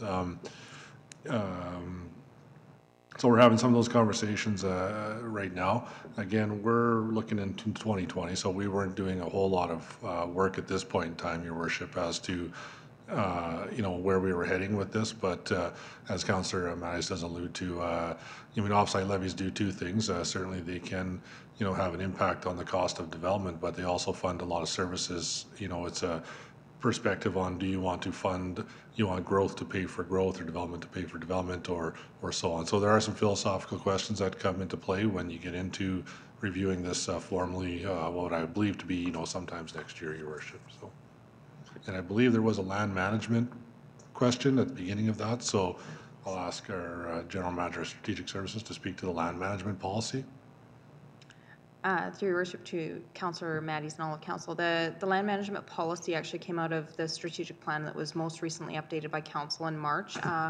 It was identified that one of the things that is a bit of a gap for Council is a policy that really frames how, under what circumstances, what purpose, what intent we make decisions related to buying, selling, or leasing property that's part of the town's ownership or asset. And so this really provides Council with a policy that guides your decision making around the rationale for purchasing, selling, or leasing property that the town owns. And so that's something that we're just, as administration, is just currently researching and drafting, and we'll be presenting to Council in the coming quarter for consideration. Thank you. Your Worship, I just have one more, if you don't mind. So my last question is just regards to, with looking at the corporate plan, and I'm sorry I don't have the page in front of me, but we look at the library at $3.6 million, downtown now at 15.5, give or take.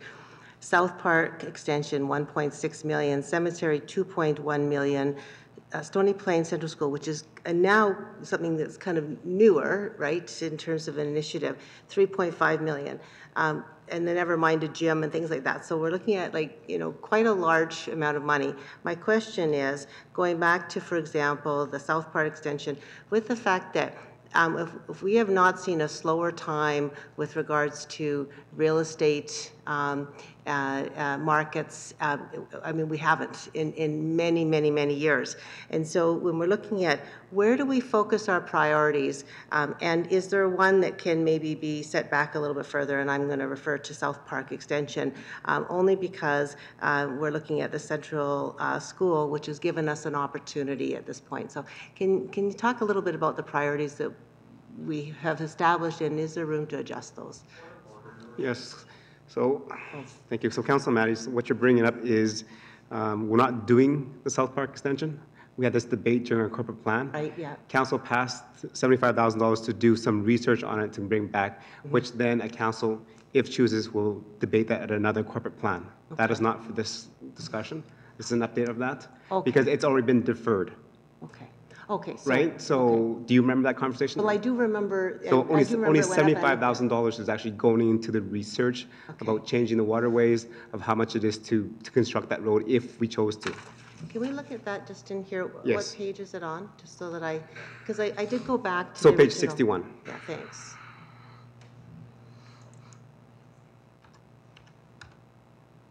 Okay, so it basically says the cost of $1.6 million. And it says here, it says the construction will be completed the following years at an estimate of $1.5 million. And so I just wanted to make sure, and I did speak with the CEO previously, that this is hopefully just that this was in the process and that's something that would be approved later. So it was scheduled for 2019-2021, but on the executive summary in 2019 for this year, there's $75,000 allocated to do the study of the groundwater, the environmental, the surface of the road. If it, I think one councillor mentioned when the hospital was built, was that road already, the base already done. So that's all part of the $75,000 to do that research, to have that all ready, so that if council decides that that information is provided for us. Okay, so if you check, good. Yes. Thanks. So everything that we've approved is actually 2019. So if you look at the schedules, it will say 2019. And those are the priorities that we have passed in our corporate plan. And the time to debate those is not now. No. It is during the corporate plan. I was just clarifying if there was an opportunity, because it basically wasn't clear for me from here and when I went back to the original agenda and minutes that we had, so I just wanted to double check. Okay. Any more questions on the update? Councilor Pashko? Yes, thank you, Your Worship. I'm glad you went to page 61 because it was something that I wanted to address. One of the things that I think that's really important for the summaries is if you can go to status, and I noticed on some of the reports, you give specific timelines with years and what's there. On this particular page, it just says project to commence in Q3. So I think that would help to clarify a lot of the questions as we go along if you broke that down just a tiny bit better. So just as a general comment. Okay. Thank you, Councilor Pashko. Any more questions, administration? Okay, seeing none, Councilor Meyer, please, for the motion. Thank you, Your Worship. Make a motion that Town Council accept the strategic plan and corporate plan Q1 2019 reports for information. Okay, thank you. Thank you for the presentation, administration. That is a lot of information here of showing where we are in terms of our strategic plan and our corporate plan. And I think there's a lot of information here for our residents as well, so that us as a council can take this information and share it. Members of council, any more questions? Clarity, understanding? Okay, seeing none, I'll call the question. All in favor? Okay. That is carried. Moving on to 9.3, the community. So, yeah, so this is the Resource Communities of Canada Coalition. So, administration, for your report. Your Worship, thank you very much. We've been asked by the Alberta Urban Municipalities Association, to which we are a member of, to consider providing our support for the formation of the Resource Communities of Canada Coalition. I believe most of you were present for the presentation that was made with regards to this at our AUMA update a couple of weeks ago. Basically, the intent really is to formalize and band together our municipal associations across the country, particularly our municipalities within Alberta, to provide more of a framework for advocacy around resource development within Canada and the voice of municipalities within that process and within that context. So they've outlined very broadly for us what their intentions are for the formation of this coalition. They've identified a couple of key priorities around, where the coalition will start their work.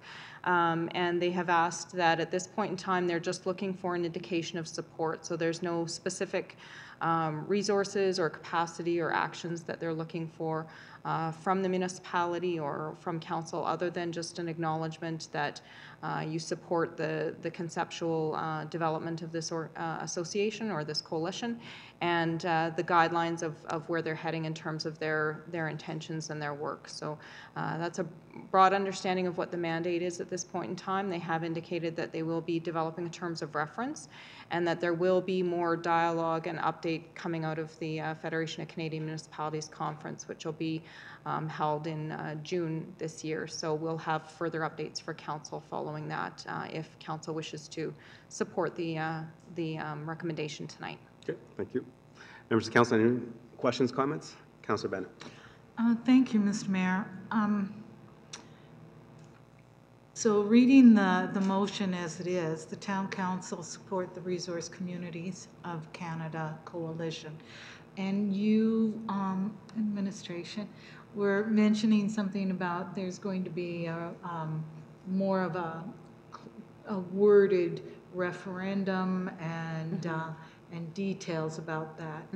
If we show our support now with this very general, very open kind of motion, and if they come up with some quantities that we don't especially approve of or want to encourage, is there a way for us to have input into what this coalition is going to be doing? Your Worship, through to Councillor Bennett, I think that the intention, the wording of the recommendation that's presented tonight was provided by the AUMA. So just to be clear, the motion is specific to wording that was provided by them. So I've provided that verbatim for you. And in terms of the terms of reference and the further development of what the coalition will look like going forward, I would anticipate that there will be some opportunity either following the Federation of Canadian Municipalities Conference. They've identified that the terms of reference will be the next priority after that. So there would be an opportunity for us to review the terms of reference and identify, comments or questions and feedback at that point in time. Good, thank you, Mr. Mayor. Good. And at that time, we can, if we don't agree with the terms of reference, we do not have to sign or make a motion to join. Anything else regarding the Resource Communities Coalition of Canada? See none. And then Deputy Mayor. Yes, Your Worship. The Town Council, support the Resource Communities of Canada Coalition. Okay. Call the question. All in favor? That is carried.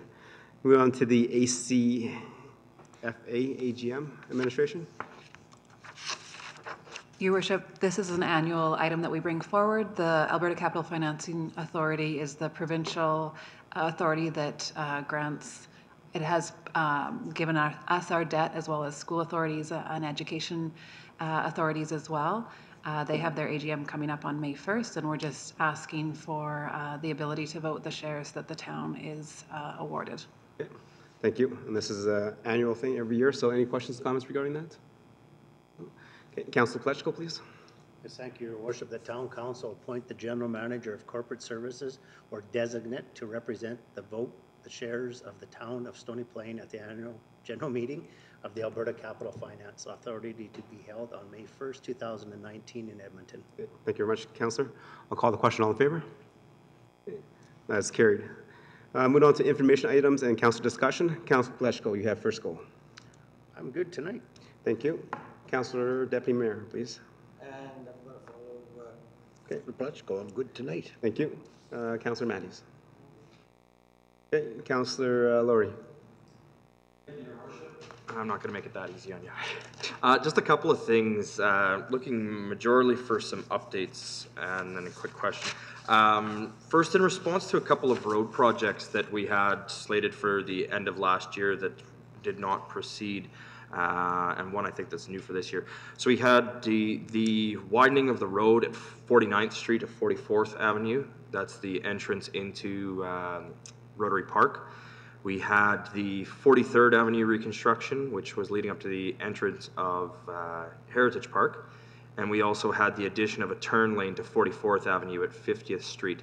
Obviously, our weather is starting to turn here. I'm just wondering if we have an update from the contractors as to when they plan on mobilizing on these projects, and if we have any expected completion dates or goals in mind for those. Through to Councillor Laurie, I don't have any schedules at this time. However, it is typical that these types of projects which involve roadworks would not start till the end of May. But again, I will check on the schedule we have from the contractor and get back to you. Thank you, Your Worship. And I would just put the comment in of exercising caution as we've talked about the downtown redevelopment project as well. 2 of these projects significantly impact our Heritage Park grounds, and with our Farmers Days Rodeo and celebration going on, I just want to make sure that we're coordinating so that we're not causing a severe interruption to those festivities as well, but also not compromising our construction projects to ensure that they're done in a timely manner. One other question in respect to conditions, and this isn't necessarily on roads, but it's our trails. With the weather warming up, I've had a great opportunity to get out and explore many of the trails through town, and several of our paved trails through the town are in what I would call very poor, very deplorable condition. I'm just curious as to what our standard is for those trails, if those trails are being reviewed in the Trails Master Plan, or if that's just new trails, or if these are a part of our, I know we have a road infrastructure plan that's coming to us. I'm wondering where these fall, because it almost seems like they have been, for lack of better terms, ignored. And one of the perfect examples I can give you is the pathway in between St. Andrews and Meridian Heights, the pathway that is on the east side of the creek. Quite frankly, I had my children on bicycles on that path, and it was impassable. We could not ride our bicycles on it. We had to cross the bridge to the other path on the west side. And again, that kind of brings into the question, do we have a redundancy on some of these trails where we have trails 20 feet apart on either side of a creek when there's multiple crossings that could access? So just if I could get a little bit of update as to what the plan is in respect to those trails. Yeah, Your Worship, through to Councillor Laurie. I have noticed a lot of trails need a lot of work. There's significant cracks and issues with the trails that I've been on. What I'm going to ask staff to do is understand what the budget is we have for the maintenance on these trails and come forward, if necessary, with additional funding or a request for use reserve funding, because I think your point is well taken. If we continue to let the cracks widen and get worse, then we're just going to have a problem which is not acceptable in relation to asset management and those types of things. So basically the plan going forward now is to have asset management plans for all of our assets and have them properly funded in relation to how they should be maintained and repaired.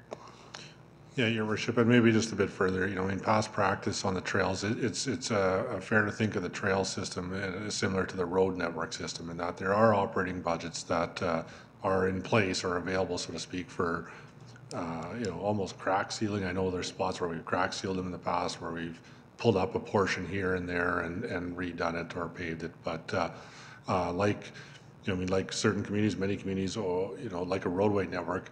Our trail system, a good chunk of it is hitting a fairly long shelf life. Like, I know if you get into some of the newer areas, it's obviously still in pretty decent shape, but there are chunks of it that are getting into, I haven't seen the numbers myself, but I would have to guess, a 25, 35 year time frame, which I believe is the general manager alluding to.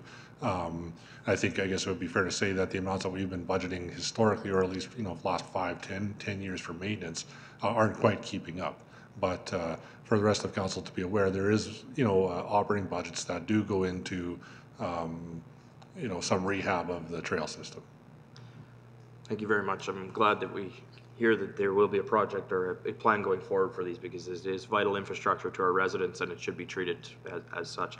The rest is just some general commentary, Your Worship. In respect to the weather changing as well, we also have the racing and speeding up and down both Veterans Boulevard and Golf Course Road starting up again. So hopefully we can work with the RCMP and with our peace officers and make sure that we address that as best as possible. I did see an update today that our speed signs for Veterans Boulevard should be arriving shortly, so I was very happy to see that. And then one in respect to the Heritage Park.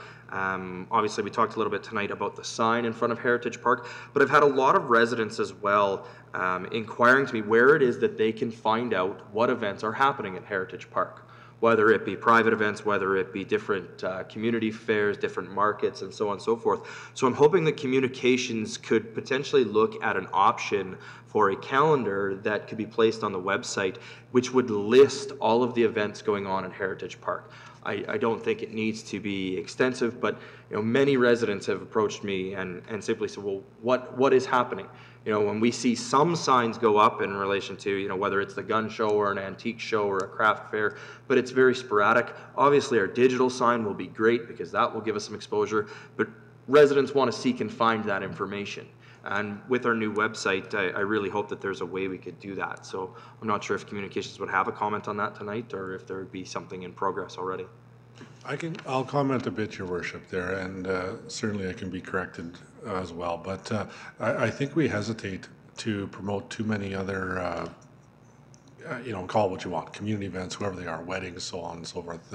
On our own website, it's not to say that we wouldn't do it or couldn't do it necessarily, but I think part of the challenge when you get into that is that you will often now start receiving inquiries about this particular event or that particular event, which in many cases we're not really involved with. We're simply just renting the space. So, I can appreciate the communication challenge on that because Your Worship, often I'll drive by there myself and like, oh, what's going on? It's a full house out there, and I'm not 100% sure. So I think there's some work to do there. I don't know about just having a event calendar on our website, because I think that's what happens. We get a lot of those challenges that we don't know what necessarily how much it is to get in or so on and so forth. But maybe both sets of signs over time will help that. I'm not sure, but Your Worship, that would be the caution I have on doing too much of that sort of promo. Whether I'll leave it at that, Your Worship. That's a point of caution, I guess. Yeah, that's a good point of caution too, because I've had similar conversations with a lot of individuals in our community about what's happening there. So I don't know either if those vendors that are renting the space, if they're not advertising, then it's not on the town to provide that information. Because if we do that for that facility, then should we do that for every facility that we own that we rent out? Thank you, Your Worship. I appreciate that comment. So I would ask you if the Stony Plain Farmers Market is listed on the Town of Stony Plain website at the community center. And it is. And that is not an event that is run by the Town of Stony Plain. Yeah. So I would caution that type of a statement, because we are here as community builders and we are responsible to our community to provide a certain level of information. Being that we have this facility that is not only available for our public to use in frequenting the events that are at it, but that facility also exists for our public to rent. We do have the rental information on our page, and might I suggest with the great new website we have a specific landing page for Heritage Park. Might be worth considering. And I do not think that it would be outside of the town's parameters to have a calendar of events on there, because it would show several things to our residents. Not only would it show the events going on in our community, but it would also show the usage of that asset to which our community members have paid for. It would show them opportunities to which the residents could frequent that facility to which our residents have paid for. And it would also be a benefit and advantage to us in renting that facility to put that into the rental fee to say that the Town of Stony Plain does include your booking on this specific website. And to your point about, I agree, inquiries, do we want the town to receive those inquiries? Not necessarily. But again, if it is separated out on its own separate landing page, it would be very easy to ensure that each individual event has the contact information, because I'm sure we receive that contact information when a booking is made. Good point. Anything else? No, that's all for me tonight. Thank you, Your Worship. Councillor Bennett? Thank you, Mr. Mayor. I did have a call this week from a resident who is concerned with high school students parking on Westera Boulevard. That would be the street that's east, right off Golf Course Road. I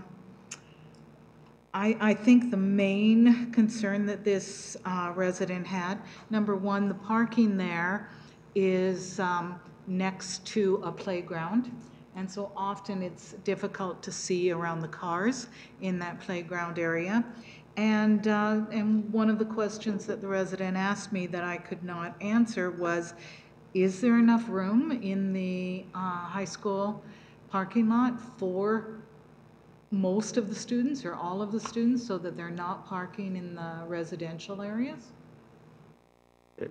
I believe that our staff has received quite a few comments regarding parking over the years, and they have looked at it, addressed it, and they've had peace officers out there.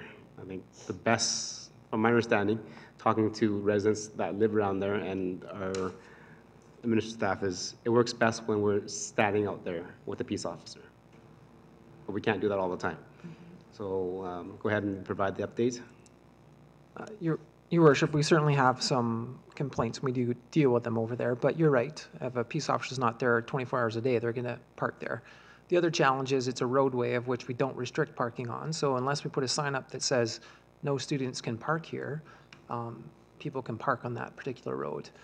I'm not sure about how many parking stalls are at Memorial. It's a large parking lot. I'm not sure how many can accommodate.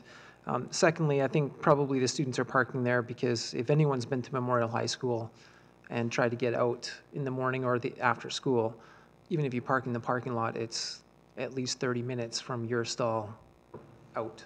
So I used to pick my children up there and I didn't like it. I'm like, you guys walk to the corner because it's about a 30-minute in and out for some people. So I would assume some people it's easier just to walk across that field, jump in their vehicle, and they head west. So we do have complaints, and a lot of times when the peace officers are over there, it's based on the actions of the kids, not because they're parked there, but what they're doing when they're going over or to and from their vehicles. That's what they're addressing. If they're not parked legally, we certainly will tag in and give them the violations that are in accordance. So if they're parked too close to the stop sign, too close to a crosswalk, those types of things, driveways, certainly our peace officers will make sure that that activity and that action is taken care of. So, so we're not sure on the parking lot, the size of it, but the resident did mention some of the activities that were happening there where those cars are parked. So may I relate to him that our peace officer does go there on a regular basis? Your Worship, through the Councillor Bennett, if you just provide me their name and phone number, we can certainly have a conversation with the resident. Thank you. I will. One more thing, Mr. Mayor. This resident also was complaining about the trash and the litter that is left by the students over there. So I went over there with my dog and we walked the path. And yeah, it's a mess, but so is everything else with the snow melt. I noted in our Public Works update just this week that we have crews going out and picking up the litter. But I just wanted to comment that when I went over there and I parked in the school parking lot because it was after school, I got out of my car and there was a group of about 6 or 7 high school students. And they were out in their parking lot in the high school with a great big garbage bag. And they were picking up the litter in the high school parking lot. And so I went over to them and thanked them for doing that. And I said, and who has directed you to do this?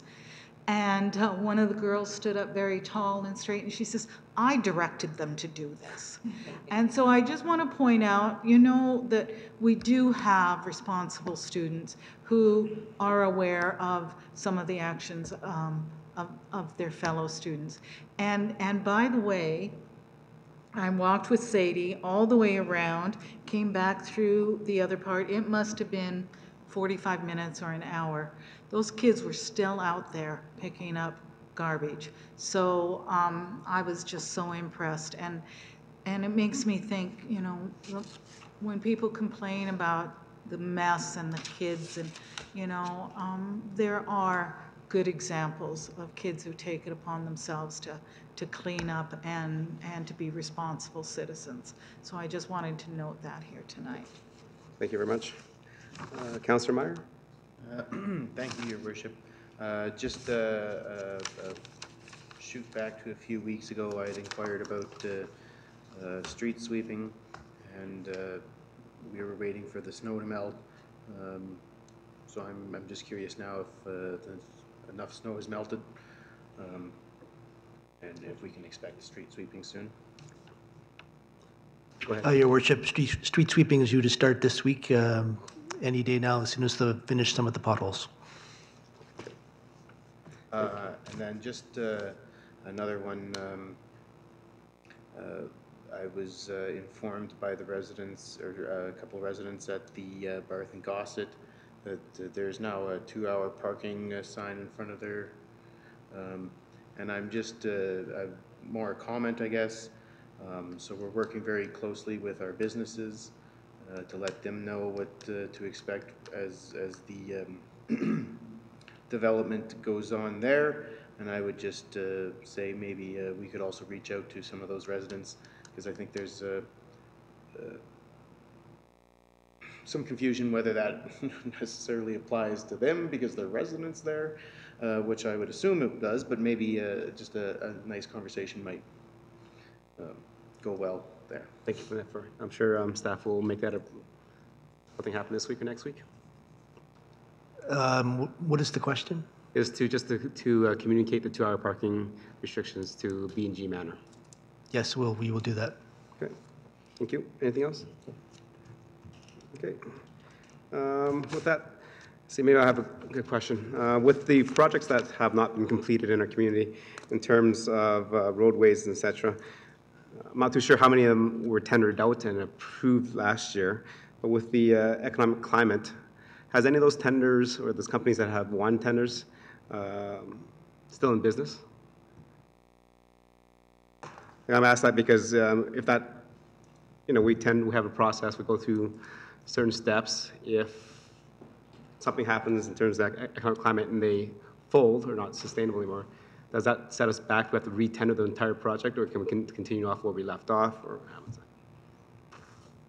that? Your worship, I could maybe just provide some comment there. I mean, that's a kind of a specific question. It would be involved with, I mean, what does that exact tender have to say specifically, or are we able to go to a next bidder in certain instances? How long have we gone past the dates of whatever's in the contract? So I'm not sure, your worship, if that helps, but it would probably be pretty specific to the tender, the contract, the service that we were procuring in those instances. I'm assuming you're asking specifically if a business has gone under or failed or is no longer solvent or is no longer operating. Yeah, we just probably follow what would be in that particular contract or tender that we entered into, I would expect. Okay. Thank you. And some more information is this Friday we have a grand opening of Modern Farmhouse, which is down by the Tim Hortons A&W parking lot. So it's, I believe, somebody's going to be there. Councillor Loy will be there. I'll try to stop in. As well, this weekend is very busy. We have the Tri-Municipal Expo, which is a Connect with Council event. We all have a shift time, so have a good time enjoying and connecting with our residents and even the Tri-Municipal residents as well. As well, on Saturday, we have the Neighbors Meeting Neighbors Dinner, which will be at the Legion this time, hosted by FCSS. At the Legion. Is at the Legion, from what I understand. I can verify that with the FCSS. Because I was told that it's always going to be the United are the sponsors, and so I'm a little confused about that myself, so if you could. Okay, we will do that. As well, on Saturday, there's also a volunteer appreciation event as well. And I believe a lot of us are juggling 2 or 3 things and trying to make to at least 1 or 2 of them. So that ends the update. Moving on, we have a closed session item.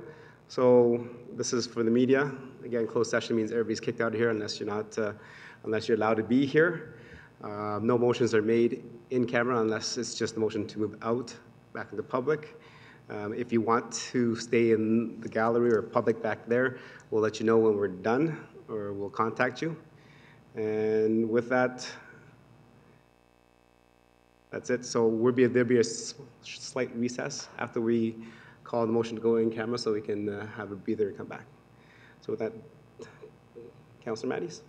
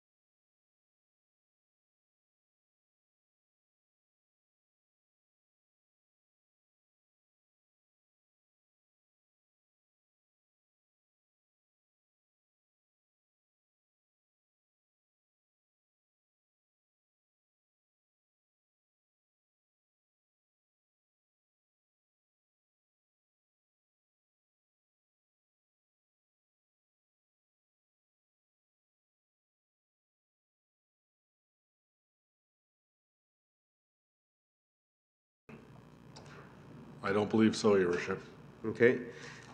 Seeing that there's nobody in here that wants to come back in for the public meeting, we'll move on to 12.2 is just a motion for information. If I can have the motion, Councillor Meyer. I make that motion that we accept the annexation supplementary for information. Thank you. I'll call the question. All in favor? And that is carried. Okay, thank you very much. So that adjourns the meeting. Thank you, administration, for your work on this, and thank you, council, for the discussion and the preparation for the meeting. Great job, guys.